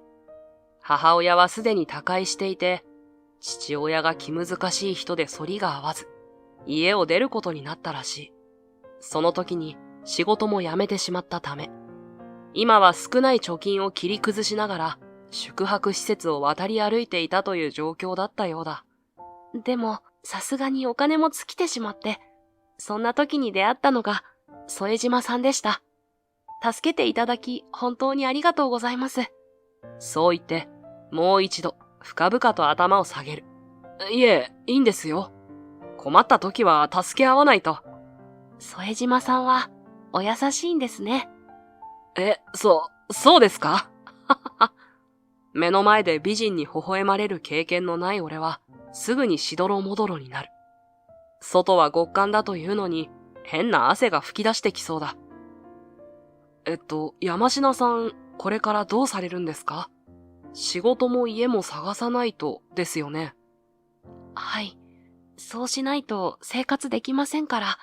苦しそうな表情でうつむく彼女を見ていたら、また勝手に俺の口が動いていた。家なら、うちに住みませんか？いや、これじゃあ誤解がありますよね。うちでしばらく過ごしながら、仕事と家探しをしたらどうかなっていう提案なんですけど。でも、さすがにそれは厚かましすぎます。山科さんはそう言って首を横に振った。俺、仕事が忙しくて、家を空けている時間が長いので、留守を守ってくれる人がいてくれたら嬉しいです。私、さっきもお話しした通りお金もないので。お金も別にいいですよ。でも、それじゃあ山科さんの気が済まないというなら、出世払いというか、仕事が決まってから滞在費を払ってくれればいいです。ここで会ったのも何かの縁だと思いますから。もちろん、山科さんが嫌でなければの話です。なるべく彼女が負担に感じないように、穏やかな口調を心がけた。しばらく沈黙が流れた。そして、彼女が口を開く。副島さんの行為に甘えてばかりですが、正直言って助かります。少しの間ですが、お世話になります。よろしくお願いいたします。はい。こちらこそよろしくお願いします。そう言って、互いに頭を下げた。こうして、偶然出会った山科さんと、期間限定同居が始まったのだった。翌日の俺はウキウキしていた。朝、家を出るときに、いってらっしゃい、副島さん。そう言って、山科さんに見送ってもらったのだ。それだけで、今日の仕事がどんな量であろうと、乗り切れる気がした。実際、今日も残業確定の仕事量だったのだが、俺はいつもの倍のスピードで終わらせて帰宅した。日付が変わる前に帰れたのは久しぶりだ。明かりのついている自分の部屋を見て、自然と口元が緩む。ただいま、って、どうしたんですか？ドアを開けたら、強盗でも入ったのかと思うほどの散らかりっぷりだった。床にはタオルや洋服、本や雑誌などが散乱していて、キッチンには焦げた香りが充満していた。お帰りなさい。部屋の奥から、おずおずと山科さんが顔を出す。山科さん、これは。すみません。俺の言葉に被せるように、山科さんが勢いよく頭を下げる。住まわせていただいてるのだから、せめて家事でも、と思って、見よう見まねで頑張ったんですけど、どれもうまくできなくて。なるほど。今までやってこなかったのをこれほど後悔したことはありません。本当にすみません。いえ、大丈夫ですよ。その気持ちだけで十分です。謝る山科さんをそう言って慰める。確かに、部屋の中はひどいありさまだったが、そのシュンとした仕草も子犬のようで愛らしくて、それだけでお釣りが来るくらいだ。笑顔の俺と、しおしおとした表情の山科さんと一緒に片付けながら、俺は彼女がお嬢様育ちなのかもと考えを巡らせていた。礼儀正しく、丁寧な言葉遣いや、家事を一切やってこなかったという発言、手荒れの一つもない、綺麗な手などを見ていると、妙に納得がいく。それと同時に、彼女がこれから、一人暮らしを無事に始められるのかも、心配になった。山科さん。よかったら、この同居期間中に家事覚えませんか？副島さんが教えてくださるんですか？一人暮らし歴は10年以上なので、一通りはできますから安心してください。そういう意味で言ったわけでは、すみません。わかってますよ。ぜひお願いします。私、頑張って覚えますね。そう言って、小さくガッツポーズをする彼女の可愛らしさに目を細める。素直でいい子だな。守ってあげたくなる。そんなことを考えて、はっと我に返る。これは期間限定の同居で人助けだ。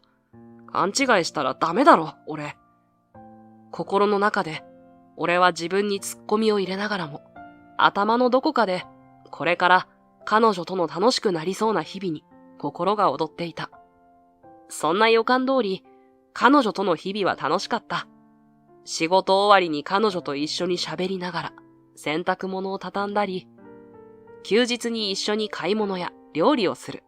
彼女自身も家事を覚えることで、今後の自分の生活がイメージできてきたのだろう。会った時とは別人なくらい生き生きとしていた。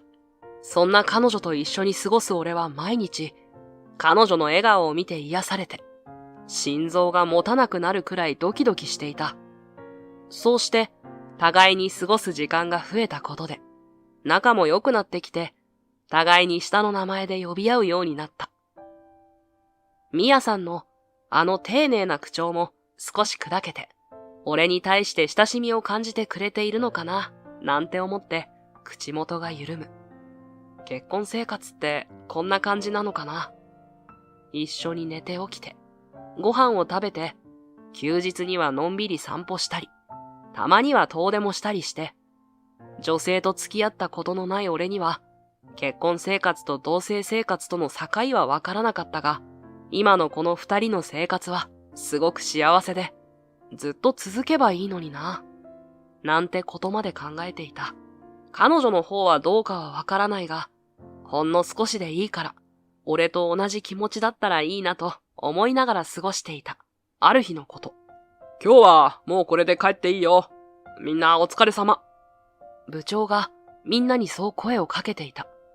時刻は18時を少し回った頃。周りも時計を見てざわついている。本当にいいんですか？同僚の一人が信じられないといった顔で部長へと尋ねている。上の方がバタついているらしくてね。今日は残業禁止だそうだ。部長からの返答を聞いて、みんなが思い思いの言葉をつぶやいている。上の方ということは、社長である安臣も忙しくしてるってことか。最近はほとんど顔を合わせていないこともあって、少し安臣のことが心配になった。とはいえ、長いこと残業が当たり前の日々を送ってきた俺たちは、1年ぶりくらいの定時上がりに心を躍らせながら、帰宅準備に取り掛かった。そんなわけで、いつもより早く帰宅できた俺は、彼女が喜ぶかもと思い、ケーキを買って帰ることにした。みやさん、ただいま。声をかけるが返事がない。あれと思い、部屋を見回したが、どこにもいなかった。10分くらいした頃、ドアが開く音がした。あ、みやさん、お帰り。友和さん？もう帰ってたの？驚く彼女の元へと駆け寄るが、違和感に気づく。買い物かと思ったが、彼女は手ぶらで、表情もどことなく暗かった。話しかけても反応は薄く、何かあったのかと思いミヤさんに尋ねてみるも、何でもないと首を振るだけで、何も教えてはくれなかった。いつもと違う様子のミヤさんが気になったが、どうすることもできない。ミヤさんが作ってくれた料理も、買ってきたケーキも味がしなかった。ミヤさん、おやすみなさい。おやすみなさい。気がつけば就寝時間になっていた。いつもなら、どちらかが寝るまで、他愛もない話をするのだが、今日はそんな雰囲気にはならず、真っ暗な部屋に沈黙が流れる。時計の針の音だけが規則正しく聞こえていた。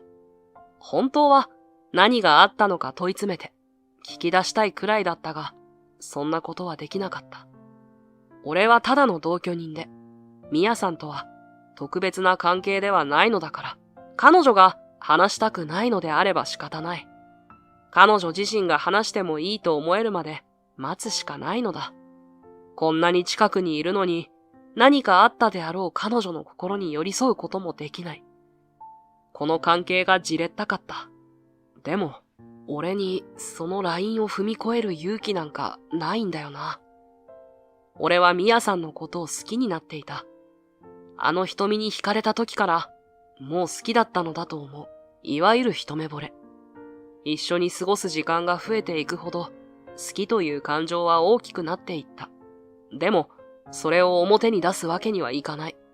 きっとミヤさんは、俺のことを無害だと思ったからこそ、この同居生活に踏み切ったのだ。でなければ、普通は男と二人で暮らそうとは思わないはずだから。出会った頃とは一変した彼女のあの明るい表情。俺の身勝手な感情で失いたくはなかった。ミヤさん、心の中で彼女の名前をつぶやく。ちょうどその時、ミヤさんが動く気配がした。部屋が暗くて表情はわからないが、俺には彼女が泣いている気がした。ミヤさん？どうしたの？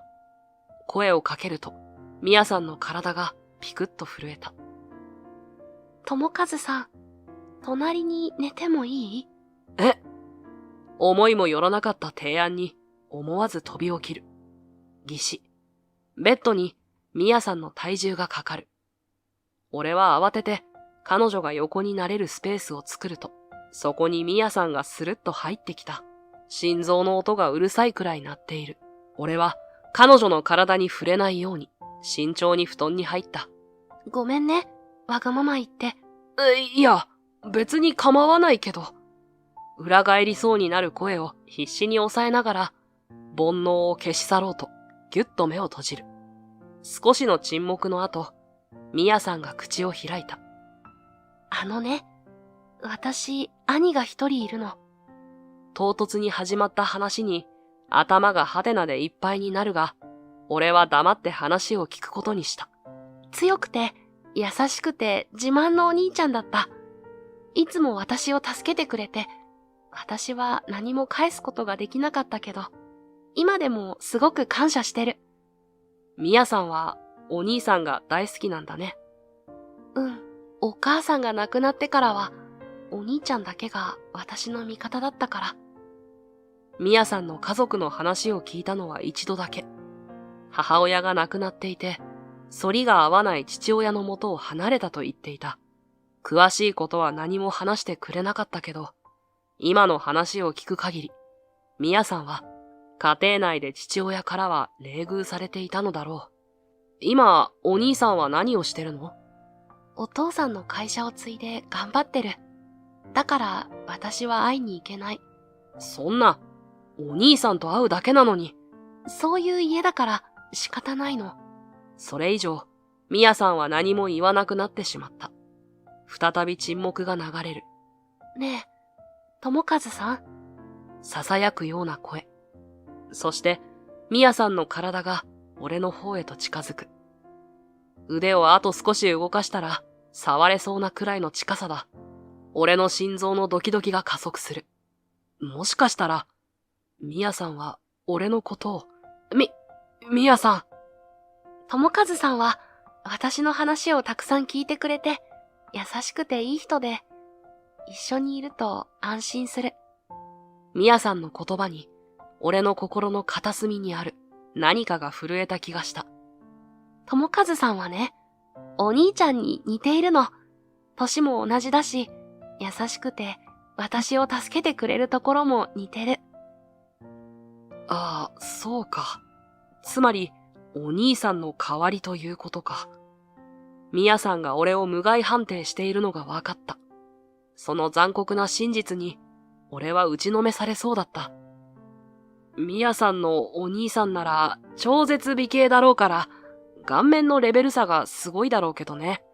そんなことない。友和さんもとても素敵よ。あははは、ありがとう。お世辞でも嬉しいよ。お世辞なんかじゃ。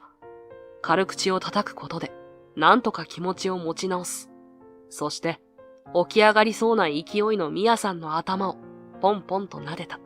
まるで、妹に兄がそうするみたいに。もう遅くなってきたから寝た方がいい。ミヤさん疲れているみたいだから。友和さん。眠るまでちゃんと隣にいるから。ミヤさんはもう寝な。ね。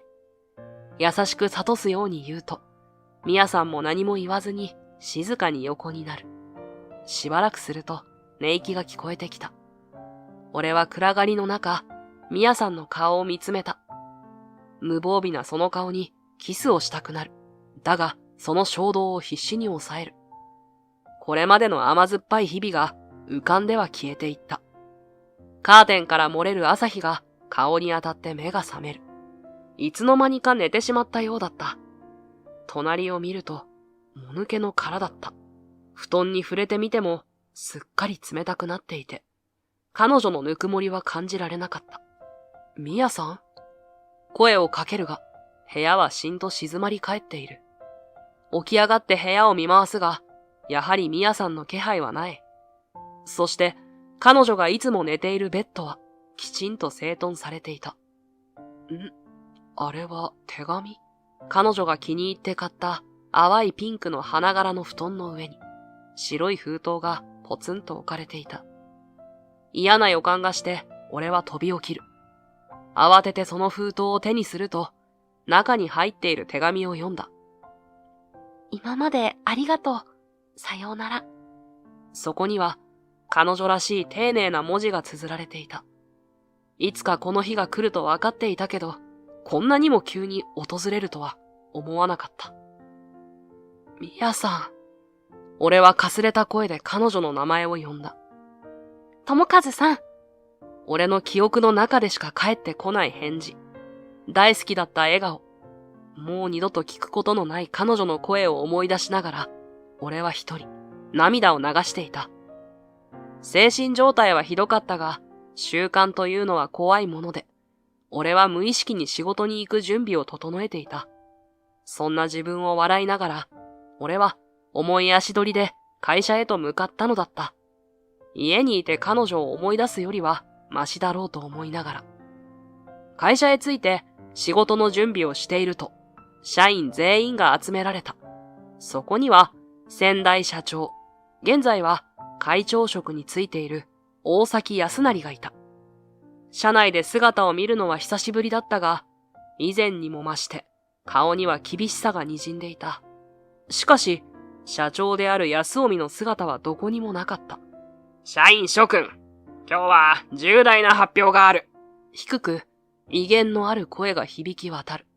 昨日付で、私の具足である安臣の社長職を解き、新社長の就任を発表する。その一言に、社員にざわめきが広がる。というのも、会長は息子である安臣に多大な期待を寄せていて、彼の社長就任時には、安臣の手腕で、この会社をさらに飛躍させることをみんなに約束しようと、高らかに笑っていたのだ。その安臣を解任するとは、一体何が起きているのだろうか。新社長は私の娘だ。さあ、こっちに来なさい。カツカツというヒールの音を鳴らしながら、一人の女性が安成会長の横に並ぶ。会長に娘がいたことは初耳だったので、社員はみんな興味津々で、彼女の一挙手一投足を見守った。新社長は綺麗なお辞儀をして、みんなに向かって挨拶をする。はじめまして。この度、大崎ホールディングスの社長に就任いたしました。大崎美也です。皆様、よろしくお願いいたします。そこにいたのは美也さんだった。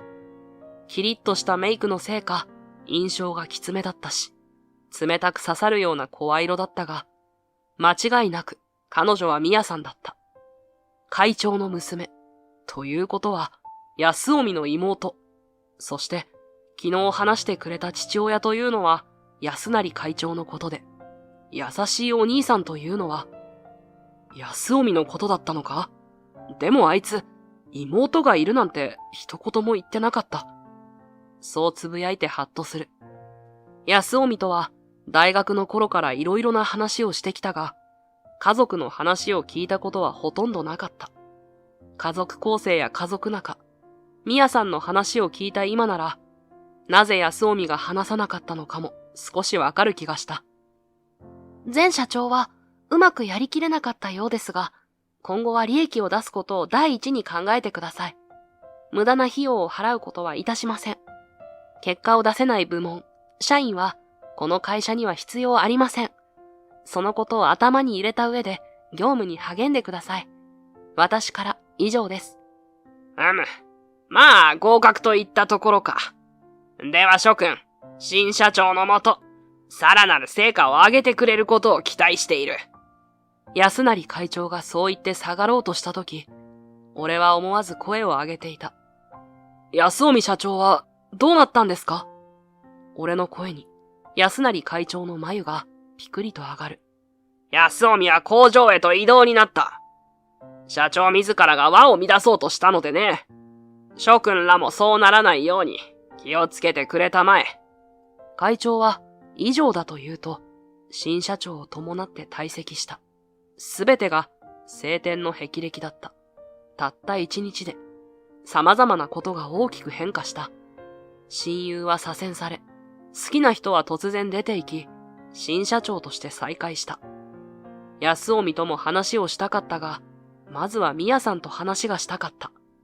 俺は、美也さんが一人になるタイミングを見計らっていたが、なかなかそんな時は訪れない。仕事の合間を縫いながら、俺は美也さんと話をする機会を伺って数日後、一人でいた美也さんの姿を見かけた。俺はこの機会を逃すまいと猛ダッシュする。美也さん！俺の声に美也さんの肩がビクッと震える。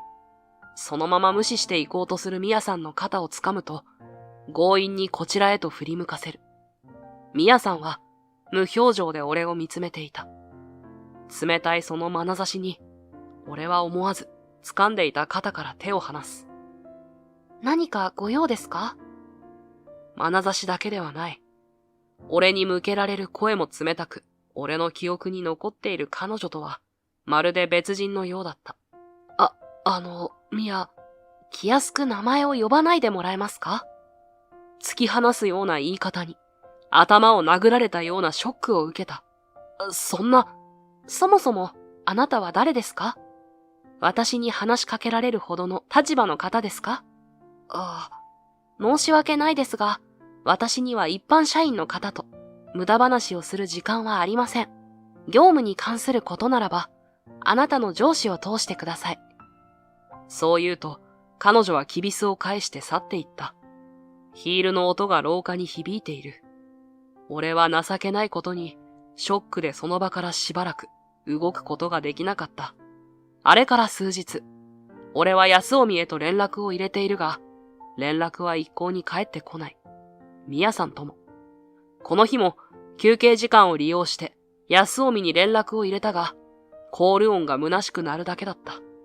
肩を落としながらデスクへ戻ると、部長が血相を変えて、俺の元へと走ってきた。ちょっと、副島くん。部長？どうしたんですか？この前確認したシステムに何かエラーでも？違うよ。新社長が君のことを呼んでいるんだ。すぐに社長室へ向かうよ。その言葉に同僚たちがざわつく。もしかして副島さんも？前も営業部の、その前は、よく聞き取れないが、そんなことを話している人がいた。俺以外にも何人か、宮さんに呼び出されているみたいだ。俺は急いで部長と共に社長室へと向かった。中へは、俺のみが呼ばれ、部長とはドアの前で別れる。失礼します。俺は、緊張の面持ちで入室した。無言で椅子に座る宮さんの視線は、相変わらず冷たい。副島さん、あなたを解雇処分といたします。え？最近のあなたの勤務態度は、目に余るという報告が来ています。挨拶の時にも言ったように、会社に利益をもたらさない人間は、この会社には必要ありません。確かに、最近は安臣のことや、宮さんのことがあって、頭がうまく働いてはいないが、仕事はしっかりとやっている。そもそも、そんな報告が行くなら、まずは上司である部長から注意があるはず。しかし、これまでも。そしてさっきだって、部長は俺には何も言ってこなかった。宮さんが俺へ嫌がらせを？そんなに俺は嫌われているのだろうか。社長、身に覚えは？言い訳は無用です。冷たく遮られる。ぐっと拳を握って彼女を見つめ返す。すると、あなたにはこの会社は合いません。違う道を求めた方が幸せになるのではないですか？そういった彼女の瞳がかすかに揺れた。ミヤさん。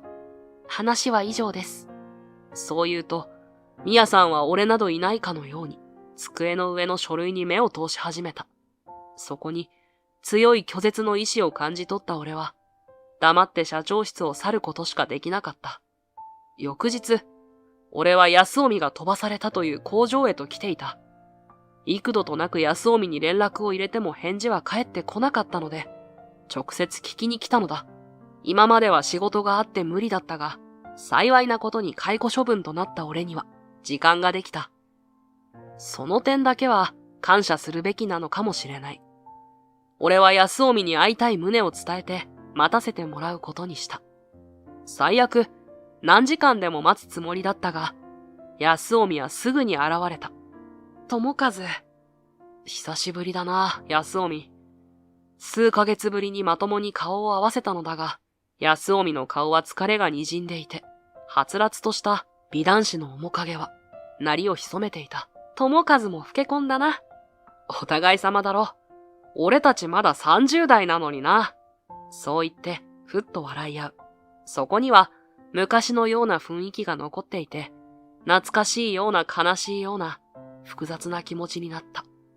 父さん、会長絡みで何かあったのか？俺に話があってきたんだもんな。俺は安臣の言葉にうなずくと、本題を切り出した。俺は昨日解雇された。新社長である宮さん。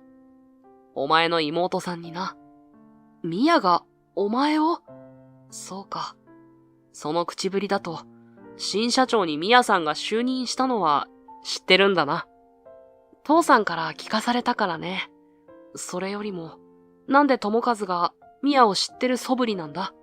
俺は妹がいるって話、したことないはずだけど、俺は宮さんとの出会いから、昨日の解雇通告までの経緯を安臣に話した。宮さんの暮らしについての話をした時の安臣は、驚いてはいたものの、どこか安心したような顔をしていた。そうか、友和が宮を世話してくれてたのか。よかった。見つけたのが友和、お前でさ。ありがとうな。そういった安臣の顔は穏やかで、昔の頃と同じ笑顔だった。安臣、話してくれないか？家族のこと。それから、今回のお前の左遷のこと。全部。そうだな。友和には全部話さないといけないな。宮のこともあるから。そして静かに話し始めた。大崎家は、代々大崎ホールディングスを直系男子が受け継いできた。女性が当主になったことも、社長になったこともない。むしろ、表舞台で活躍することもなく、家のための良縁を結ぶ道具として扱われてきた過去があった。安成会長自身は二人兄弟だったが、周りの評価は弟の方に軍配が上がっていた。しかし、弟の方は、家業を継ぐよりもやりたい仕事があると家を出奔したらしい。そうして会社を継いだのは、長男である安成会長だった。しかし、何をしても、今はいない弟と比べられ、失敗すれば弟の方が良かったのだと言われて、会長自身、長い間苦しみながらも、会社と社員を守ってきたようだった。その点だけは尊敬している、と、安臣は寂しげな表情で言っていた。そんな環境だったこともあってか、安成会長は、自身の息子である安臣に会社を継がせることを小さな頃から言い聞かせ、そのための厳しい教育を受けさせてきた。自分のこれまでを正当化したい、正しかったと言わせたかったのだろう。だが、周囲への自身の能力の誇示のために、振り回される子供の方はたまったものじゃない。遊びたい盛りだったのに、勉強で、毎日息が詰まりそうだったよ。そう言って安臣は笑っていたが、当時は相当辛かったに違いない。そしてそんな安臣に妹ができた。安成会長が愛人に産ませていた子供。それが宮さんだった。宮さんの母親が亡くなり、安成会長が引き取ったことで、共に暮らすことになったのだが、教育などはしっかりと受けさせてもらっていたものの、その存在は父親である安成会長から軽く扱われてきた。しかし、兄弟仲はとても良かったので、宮さんはそんな家の中でも孤独にならずに済んだ。安臣もまた、自分を慕ってくれる妹をとても可愛がった。互いがいたから、あの家の中でも暮らしていけたんだ。そう話す安臣と、出て行く前日の夜に、お礼兄の話をする宮さんとが重なった。二人が強い信頼関係で結ばれているのを感じる。宮さんが大崎家に引き取られてしばらく、穏やかな時間を過ごしていたが、安臣が入社して数年が経った頃、状況は一変した。安成会長がそれまで以上に会社経営に熱を入れ始めたのだ。それはかつて家を出奔した安成会長の弟の存在が原因だった。おじさんが自分で立ち上げた会社がメディアで取り上げられたんだ。業種は全然違うから、ライバルになり得ることもなかったんだけど、父さんにとっては業種なんて関係なかったんだ。弟に勝ちたい。ただその一心で会社を大きくすることに心血を注ぎ始めた。その結果が今みたいなブラック体質だ。そんなことが。しかも、おじさんには一人娘がいてね。俺にとってはいとこになるんだけど、彼女もまた優秀な人で、モデル業の傍ら、おじさんの会社を一社員として支えていたんだ。それもまたうちを狂わせる一端になった。父さんがミヤを感動したんだ。どうして？大崎家が男子を重んじるからかな。かつて長男よりも優秀だと言われた弟の子供。しかも、それは男子ではなく女子。しかも優秀と騒がれている。娘までもが負けていると感じて許せなかったんだろうね。そのいとことミヤを比べるようになって、でもこれまでミヤは会社の経営に関する教育なんて受けていない。無理難題を押し付けられたようなものだ。でも父さんはそんなことは無視して、必死に努力したミヤを罵倒して、そのまま感動したんだよ。なんだよそれ。あまりの横暴っぷりに、俺は思わず声を震わせた。そんな中で、必死に頑張っていたミヤさんを振り回すだけ振り回して、自分の期待値を下回ったから簡単に見捨てるなんて。それだけじゃない。安臣のことだってそうだ。友和、ありがとな。俺たちのために怒ってくれて。安臣。ミヤを感動した後、俺に会社を継がせたんだ。俺はまだ無理だって言ったんだけど、押し切られた。最初こそ、俺のやりたいようにやらせてくれてたんだけど、俺が父さんのやり方を徹底的に否定して、改善していったのが気に入らなかったみたいでな。俺はあっさりと、お飾り社長にさせられた。ずっと実権は、父さんが握ってたんだ。じゃあ、安臣が急に方針を転換したのは、俺の意思じゃない。父さんが元に戻したんだ。全部な。俺はただ、指をくわえて見てることしかできなかった。ミヤのことも。ミヤさんのこと？ああ、ミヤが感動された時、俺は父さんに怒鳴り込みに行ったよ。でも感動は取り消してもらえなかった。だから、せめてもの償いに、ミヤにこっそりと仕送りしてたんだ。何かあっても、しばらくの間だけでも生活に困らないようにな。ミヤさんが仕事がないにもかかわらず、宿泊施設を転々とできたのは、安臣の仕送りがあったからだったのか。でも、それもあっさりバレて、俺もここに左遷された。ミヤが新社長に就任したのは、多分扱いやすいと思ったからだろう。何かと反発してくる俺よりも、な。すべて話し終わった安臣は、額に手を当てながら深く息を吐いた。情けないよな。結局俺は何もできなかったんだ。父さんの暴走も止められない。会社を良くすることもできない。そして、ミヤを救ってやることもできない。友和、お前のことも。ごめん。ごめんな、ミヤ。情けない兄ちゃんでごめん。安臣の手で隠れて、表情は読み取れないが、かろうじて見える口元と、その小姉からは、悔しさと悲しみを感じた。でも俺は知っている。ミヤさんの思いを。安臣。ああ。ミヤさん言ってたよ。いつも自分を助けてくれる。強くて優しくて自慢のお兄ちゃんで、今でもすごく感謝してるって。俺にとっても、お前はいつだって困ってる人を放っておけない。優しくていいやつのままだよ。それに、俺はお前を支えたくてこの会社に入ったんだ。諦めるには、まだ早いんじゃないのか？俺の言葉に、安臣が顔を上げる。その目には涙が浮かんでいた。助けられる人は助けたい、だろ？お前にも俺にも、まだ助けられる人がいる。そうじゃないのか？俺は、ミヤさんを助けたい。それにお前のことも。俺にとって二人は、大事な人だからな。友和、お前、ミヤのこと。安臣の言葉に、俺は黙ってうなずいた。それを見て、安臣が笑う。俺がよく見知った親友の笑顔だった。友和、ありがとな。目が覚めたよ。あと、これ渡しておく。なんだよこれ。手に渡されたのは2枚の紙だった。一つはどこかの住所。そしてもう一つは、一見すると、ただのアルファベットの羅列だったが、俺には、とあるものの場所を示す地図のようなものだった。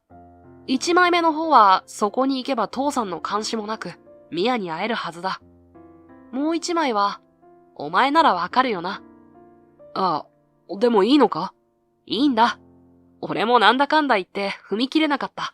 でも、俺の大事なものがどんどん踏み荒らされるのはもう限界だ。お前に託すような形になって悪いけど、今の俺にできるのはこれくらいしかない。安臣の瞳に迷いはなかった。それなら、俺にもやれることをやるまでだ。親友のために。そして、友和、ミヤをよろしく頼む。わかった。好きな人のために。安臣の言葉に力強くうなずくと、俺は急いでメモに書かれている住所へと向かったのだった。友和さん。安臣に言う通り、そこで待っていると、ミヤさんが現れた。社長としてのミヤさんじゃない。目の前にいるのは、俺の知っているミヤさんだった。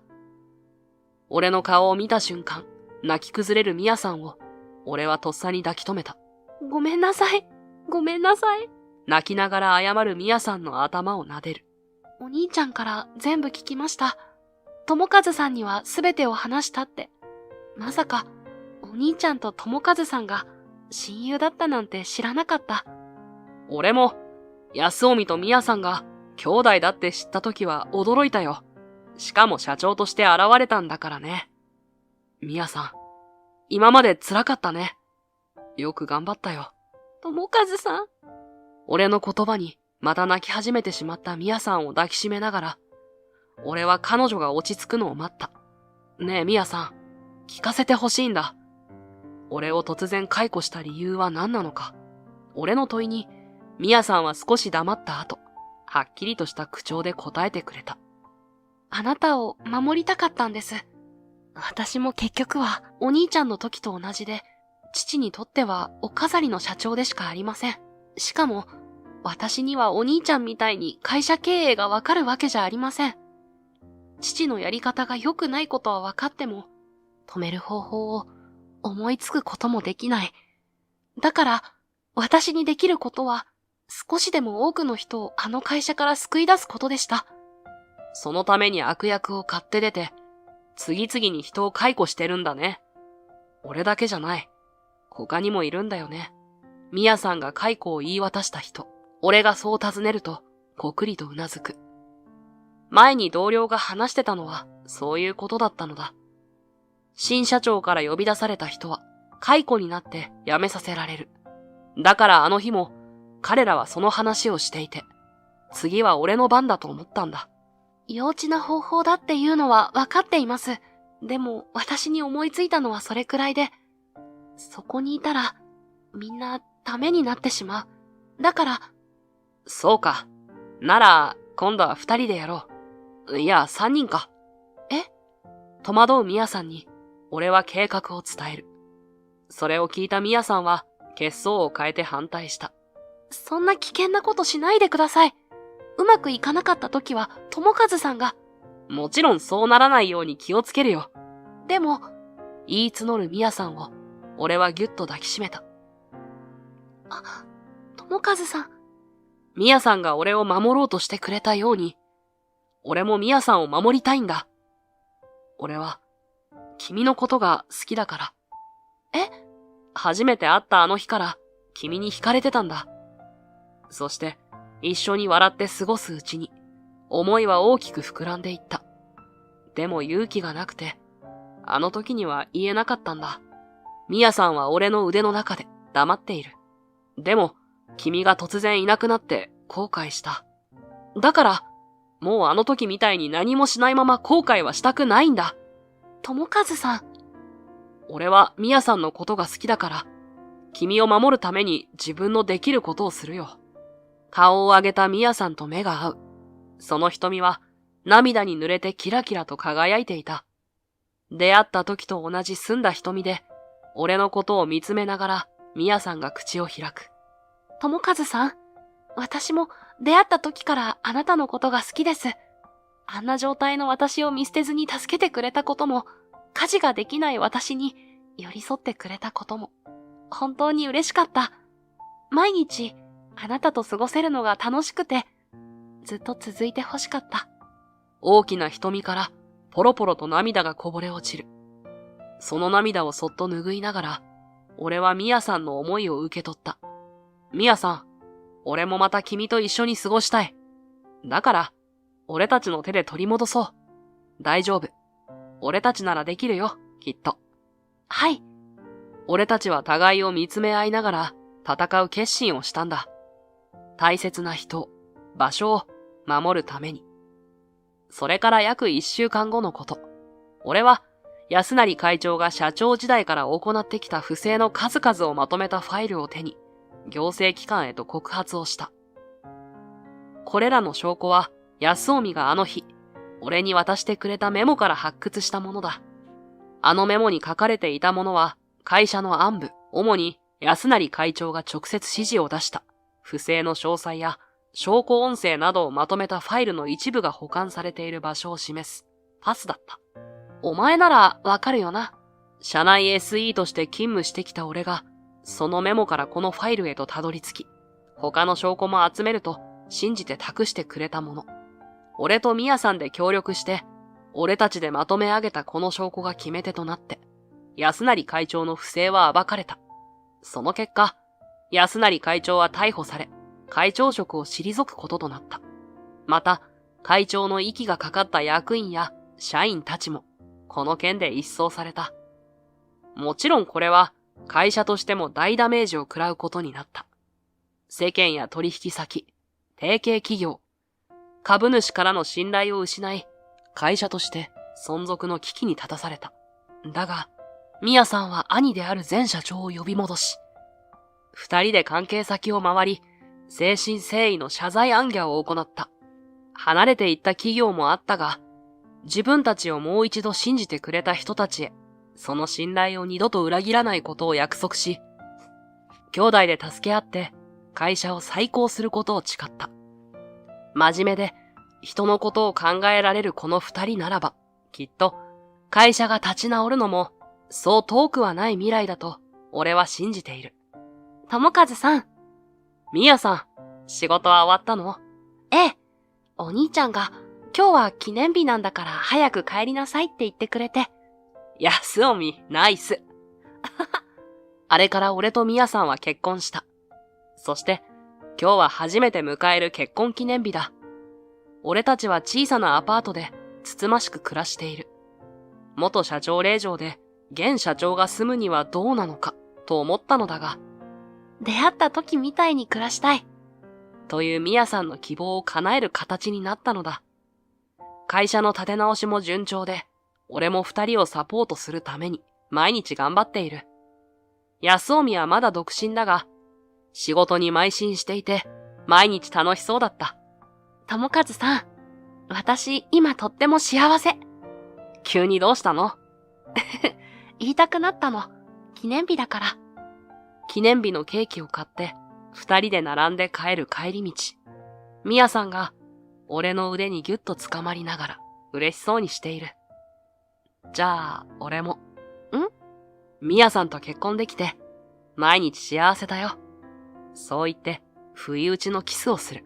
みるみるうちに、耳まで真っ赤に染める。可愛い奥さんを眺めながら、俺はこの幸せを手にできた喜びを感じていた。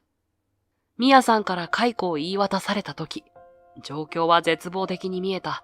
でもあの時、俺とミヤさん、そして安臣の三人が、それぞれ自分にできることをやったからこそ、今のこの幸せにつながっているのだと、俺は思っている。その体験があるから、俺はこれからも自分にできることなら、どんなに小さなことであっても、全力で取り組みたいと思う。その行動が回り回って、困っている誰かに救いの手を差し伸べることになるかもしれないから。